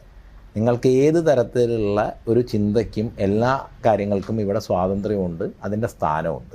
ചാർവാകനെ പോലും ഋഷിയായി അംഗീകരിക്കുന്ന, അതായത് യുക്തിവാദിയായിട്ടുള്ള ചാർവാകനെ പോലും, എൻ്റെ ഗുരുനാഥൻ, അതായത് മന്ത്രദീക്ഷ തന്ന ഗുരുനാഥൻ കാശികാനന്ദഗിരി മഹാരാജാണ്. കേരളത്തിൽ നിന്ന് ഇതിനു മുമ്പ് മലയാളിയായിട്ടുണ്ടായിരുന്ന മഹാമണ്ഡലേശ്വര്, ഭാരതം മുഴുവൻ ഏറ്റവും വിദ്വാനായിട്ട് പ്രകീർത്തിക്കപ്പെട്ടിരുന്ന അദ്ദേഹമാണ്. അദ്ദേഹം 12 ദർശനങ്ങളുടെയും ആചാര്യനാണ്. ഒരു ദർശനം അതിൽ ചാർവാക ദർശനമാണ്. ചാർവാക ദർശനം പഠിക്കാനും അദ്ദേഹത്തിൻ്റെ അടുത്ത് വരും. വ്യക്തിപരമായിട്ട് എൻ്റെ ഗദ്ദി, ഞാൻ ഉജ്ജയിൻ അഖാഡ എന്നാണ്. ഉജ്ജയിൻ അഖാഡയിലെ മഹന്ത്, പീർ മഹന്താണ് അദ്ദേഹത്തിൻ്റെ ഗദ്ദിയുടെ പേര്. അദ്ദേഹം അവിടുത്തെ മുസ്ലിം സമുദായത്തിൻ്റെ പീർ കൂടിയാണ്. ഉച്ച കഴിഞ്ഞാൽ കറുത്ത വസ്ത്രം ധരിച്ചിട്ടാണ് അദ്ദേഹം ഗദ്ദിയിലിരിക്കുക. അപ്പോൾ അങ്ങനെ ഒരു മറ്റ് സംസ്കൃതികളുമായിട്ടുള്ള പരസ്പര ബന്ധവും പരസ്പരമായിട്ടുള്ള സ്വീകാര്യതയും ഒക്കെ ഹിന്ദു സംസ്കൃതിയെ സംബന്ധിച്ചിടത്തോളം ഉണ്ട്. പക്ഷേ സെമറ്റിക് മതങ്ങളെല്ലാം തന്നെ സ്വഭാവത്തിൽ രാഷ്ട്രീയമാണ്. അതൊരു രാഷ്ട്രീയ പാർട്ടി എന്നുള്ളതാണ് അതിൻ്റെ എല്ലാ തരത്തിലുള്ള പ്രകടനങ്ങളിലും. ഇസ്ലാം എന്ന് പറയുന്നത് അല്ലെങ്കിൽ ക്രിസ്ത്യാനിറ്റി എന്ന് പറയുന്നത്, കമ്മ്യൂണിസം എന്ന് പറയുന്നതും ഒരു പൊളിറ്റിക്കൽ ടൂൾ ആണെന്നാണോ പറയുന്നത്? അതിൻ്റെ സംഘടനാ രൂപത്തിൽ അതൊരു രാഷ്ട്രീയ സംവിധാനമാണ്.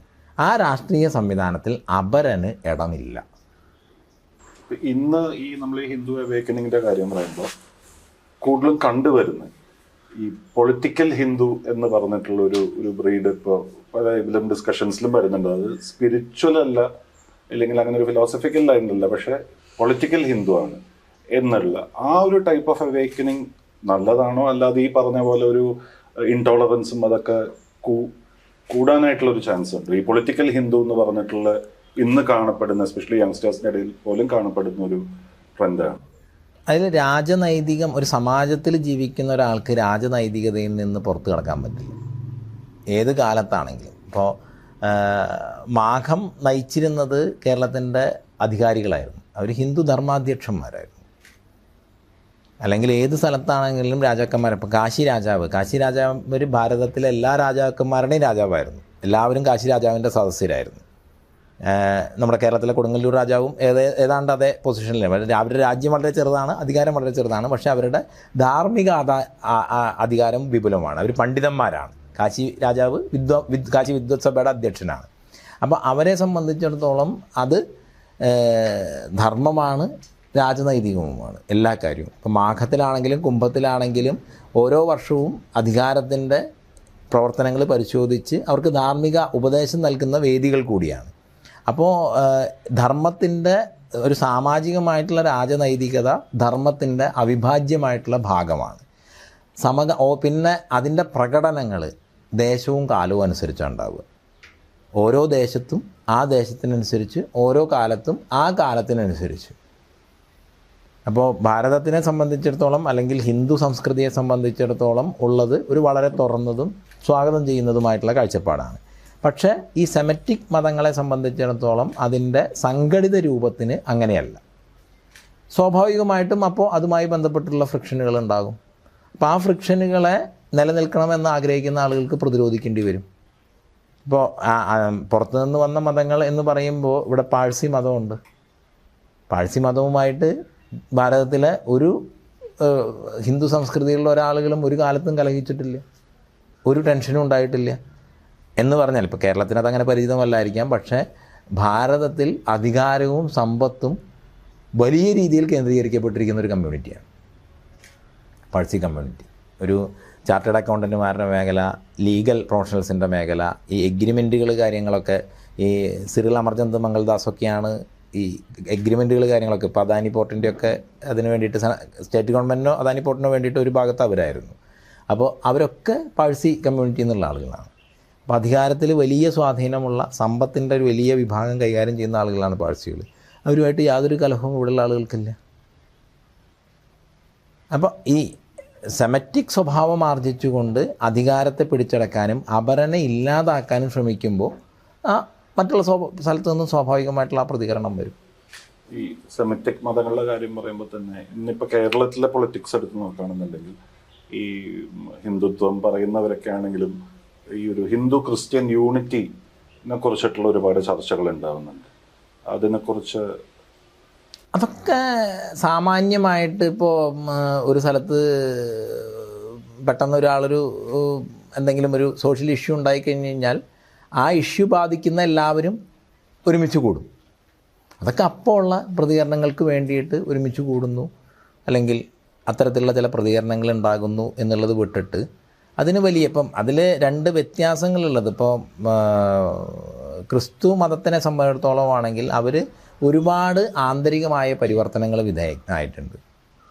ഇപ്പോൾ ഈ ഏത് സ്ഥലത്താണെന്നുണ്ടെങ്കിലും മതം അധികാരരൂപം ആർജിക്കുമ്പോൾ അതിൻ്റെ എല്ലാ തരത്തിലുള്ള പ്രശ്നങ്ങളും ഉണ്ടാവും. ഇപ്പോൾ നമ്മൾ ഇന്ന് കാണുന്ന പർദ്ദ എന്ന് പറയുന്ന ഒരു ഏറ്റവും ഒരു സ്വാതന്ത്ര്യത്തിന് ഭീകരമായൊരു സാധനം, ഇതിനു മുമ്പ് ഇവിടെ മറക്കുടയ്ക്കുള്ളിലെ മഹാനരകം എന്ന് പറയുന്ന നാടകം ഉണ്ടായിട്ടുണ്ട്. ഇത് അധികാരം കേന്ദ്രീകരിക്കുമ്പോൾ അതിനനുസരിച്ചിട്ടുള്ള ദുർബലരെ അല്ലെങ്കിൽ അതിനെ കീഴ്പ്പെടുത്താനുള്ള ശ്രമങ്ങളൊക്കെ എല്ലാ കാലത്തും ഉണ്ടാവും. അതിനെ ഹിന്ദുധർമ്മത്തിനെ സംബന്ധിച്ചിടത്തോളം അതിൻ്റെ ഉള്ളിൽ നിന്ന് തന്നെയുള്ള ധാർമ്മിക ആചാര്യന്മാർ ഇത് തെറ്റാണെന്ന് ചൂണ്ടിക്കാണിക്കുകയും അതിനെ പരിവർത്തനം ചെയ്യുകയും ചെയ്യും. എല്ലാ ദൗർബല്യങ്ങളും കുറച്ച് കാലത്തേക്കേ ഉണ്ടാവുള്ളൂ അതിൻ്റെ ഉള്ളിൽ നിന്ന് തന്നെ. കാരണം ധർമ്മമാണ് ഇവിടെ ഏറ്റവും പ്രധാനം എന്നുള്ളത് കൊണ്ട് അതിൽ വരുന്ന വൈകല്യങ്ങളെയൊക്കെ ഈ ധർമ്മം തന്നെ കറക്റ്റ് ചെയ്ത് പോകും. മറ്റുള്ള സ്ഥലങ്ങളിലെന്ന് പറയുന്നത് അതിൻ്റെ ബേസ് അധികാരമായതുകൊണ്ട് അവർ ധർമ്മത്തെ അധികാരത്തിന് വേണ്ടി മാറ്റിവെക്കും. അകത്തു നിന്നൊരു പരിവർത്തനം വളരെ വളരെ കുറവാണ്. പക്ഷേ ഈ ക്രിസ്തു മതത്തിനെ സംബന്ധിച്ചിടത്തോളം ഒരു മധ്യകാലഘട്ടത്തിലെ ഒരു ഭീകരതയ്ക്ക് ശേഷം അവർ മറ്റുള്ള സംസ്കൃതികളെ കൂടുതൽ ഉൾക്കൊള്ളാനും അവർ തുറസിലേക്കും പോയി തുടങ്ങിയിട്ടുണ്ട് കാലം കൊണ്ട്. അപ്പോൾ അങ്ങനൊരു മാറ്റം അവരിൽ വരുന്ന സമയത്താണെന്നുണ്ടെന്നുണ്ടെങ്കിൽ ഈ ടെൻഷനുകളൊന്നും ഉണ്ടാവില്ല. പഴയ കാലത്തുണ്ടായിരുന്നു. ഇപ്പോൾ ഗോവയിൽ ഹിന്ദുക്കളെ കൂട്ടക്കൊല ചെയ്ത ആളെയാണ് ഇപ്പോഴും കേരളത്തിൽ പുണ്യവാളനായിട്ട് പല പള്ളികളിലും വെച്ച് ആരാധിക്കുന്നത്. അപ്പോൾ അതൊക്കെ അത്തരത്തിലുള്ള ടെൻഷനുകൾ ഉണ്ടാകുന്ന സമയത്ത് അത്തരത്തിലുള്ള ടെൻഷനുകളൊക്കെ ഉണ്ടാകും. അവർ തുറസിലേക്ക് പോകുമ്പോൾ അത് തുറസായിട്ട് വരും. അപ്പോൾ പിന്നെ പഴയ കാര്യങ്ങൾ നമ്മളധികം ചിന്തിക്കില്ല. അങ്ങ് റിപ്രസെന്റ് ചെയ്യുന്ന അഖാഡ എന്ന് പറയുന്നതിൻ്റെ ഒരു ധർമ്മം ഒരു ആവശ്യം വന്നാൽ ആയുധമെടുത്ത് ഡിഫെൻഡ് ചെയ്യാന്നുള്ള ഒരു ഇതിൽ ഇന്ന് അതിൻ്റെ റെലവൻസ് എങ്ങനെയാണ് സന്യാസി സമൂഹത്തിലെയും ഈ ജുനാഖാടയുടെ ഒരു റെലവൻസ് ഇന്നത്തെ സൊസൈറ്റിയിൽ എങ്ങനെയാണ് വരുന്നത്? ഇപ്പം സാമാന്യമായിട്ട് നിങ്ങളുടെ മുമ്പിൽ ഒരു പാവപ്പെട്ട ആളെ 2 പേര് കയർന്നിട്ട് ഭയങ്കരമായിട്ട് തല്ലുന്നത് കണ്ടു. നിങ്ങളുടെ കയ്യിലൊരു വടിയുണ്ട്, നിങ്ങൾ എന്ത് ചെയ്യും?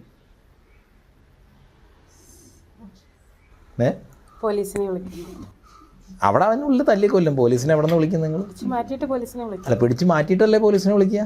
അപ്പോൾ പിടിച്ചു മാറ്റുന്നത് എന്തുകൊണ്ടാണ്? അവിടെ പോയി തല്ലുന്നതിനെക്കാട്ടി നല്ലത് പിടിച്ചു മാറ്റും. അല്ല, പിടിച്ചു മാറ്റുന്നത് എന്തുകൊണ്ടാ? വയലൻസിനെക്കാട്ടി എന്ത് അല്ല, പിടിച്ചു മാറ്റുന്നത് എന്തുകൊണ്ടാ? ശക്തി കൊണ്ടാണ്. പിടിച്ചിട്ട് അവർ മാറിയില്ല, നിങ്ങളെ ആക്രമിച്ചാലോ? അതുകൊണ്ടാണ് മലയാളി ഇങ്ങനെ നടക്കുമ്പോഴത്തേക്ക് അതിൽ ഇടപെടാൻ സൈഡിൽ കൂടെ പോകുന്നത്. അങ്ങനെ സൈഡിൽ കൂടെ പോകുന്ന ആളുകളല്ല സന്യാസിമാര്.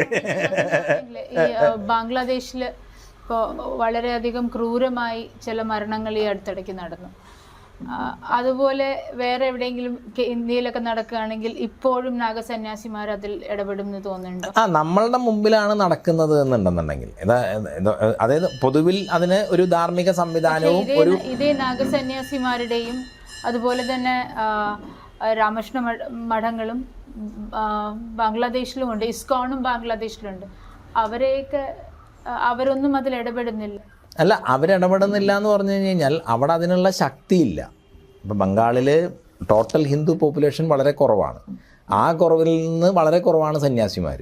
ഇപ്പം അഖാഡ ഇടപെടുന്നു പറയുന്നത് ജൂന അഖാഡയിൽ 10 ലക്ഷം സന്യാസിമാരുണ്ട്. എല്ലാ അഖാഡകളും ചേർന്ന് 60 ലക്ഷം സന്യാസിമാരുണ്ട്. ടോട്ടൽ ഇന്ത്യയിലെ ഏതെങ്കിലും ഒരു സൈന്യ സംവിധാനത്തിനേക്കാൾ കൂടുതലാണ് ആ നമ്പർ.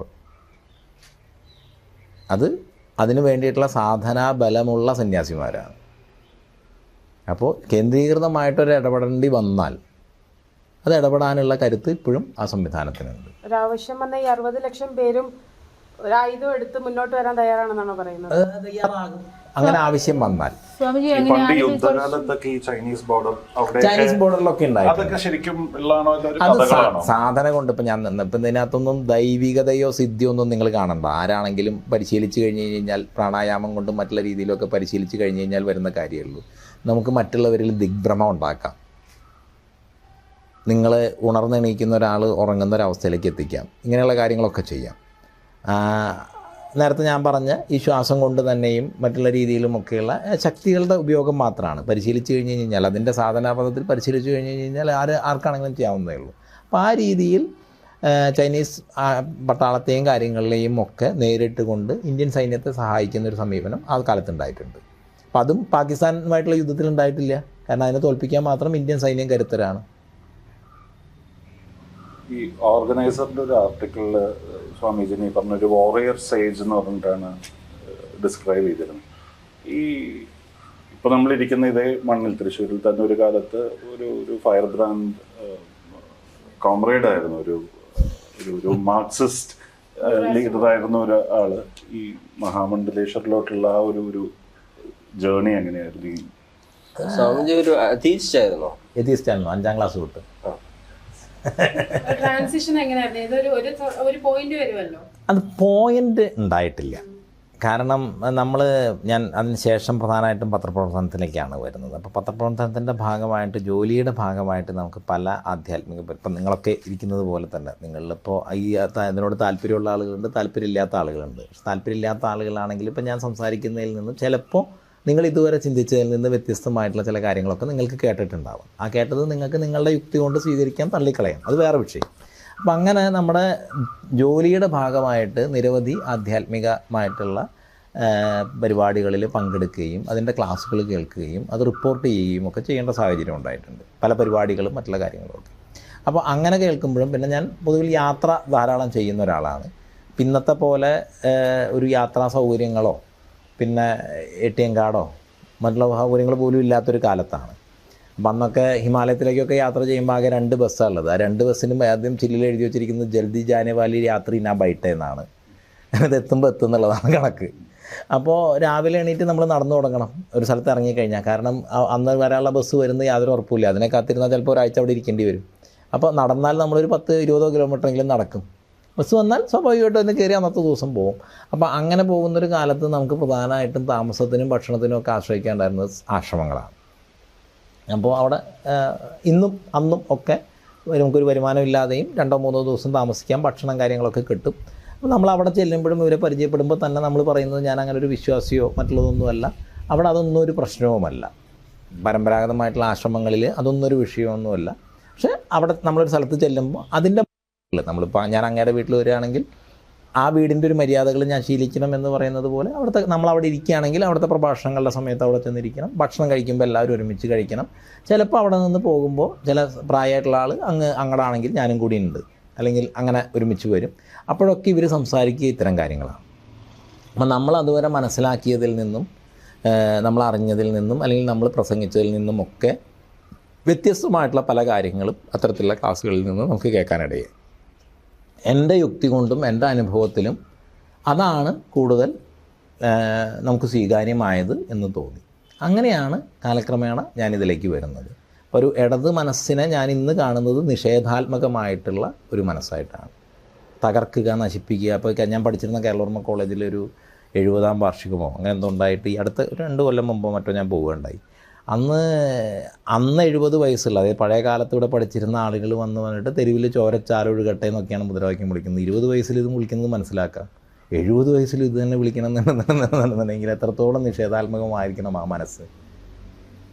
അപ്പം അതിന് സർഗാത്മകമായിട്ടുള്ളൊരു ഇതാണ് മുന്നോട്ട് വയ്ക്കുന്നത്. ഇപ്പം മാഘത്തിന് തന്നെ കളക്ടർ അനുമതി തരാതിരിക്കുന്ന സമയത്ത് ഒരു മാർഗം കളക്ടറേറ്റിലേക്ക് മാർച്ച് നടത്തുക എന്നുള്ളതാണ്. 2 മാർഗം നിശ്ചയിച്ച മാഘം നടത്തുക എന്നുള്ളതാണ്. അത് സർഗാത്മകമാണ്, മറ്റത് നിഷേധാത്മകമാണ്. നമ്മൾ ആ മാഘം നമ്മൾ നിശ്ചയിച്ച പോലെ നടത്താനാണ് തീരുമാനിച്ചത്. അപ്പോഴും അവസാന സമയം വരെയും നമ്മളെല്ലാ സർക്കാർ സംവിധാനങ്ങളുമായിട്ടും കോപ്പറേറ്റ് ചെയ്യുകയാണ് ചെയ്തത്. അവർ 1.5 പുറത്തിൽ കഴിയാതെ ഉപന്യസിക്കാൻ തന്ന ചോദ്യങ്ങൾക്കൊക്കെ 2 പുറത്തിൽ തന്നെ നമ്മൾ മറുപടി കൊടുത്തിട്ടുണ്ട്.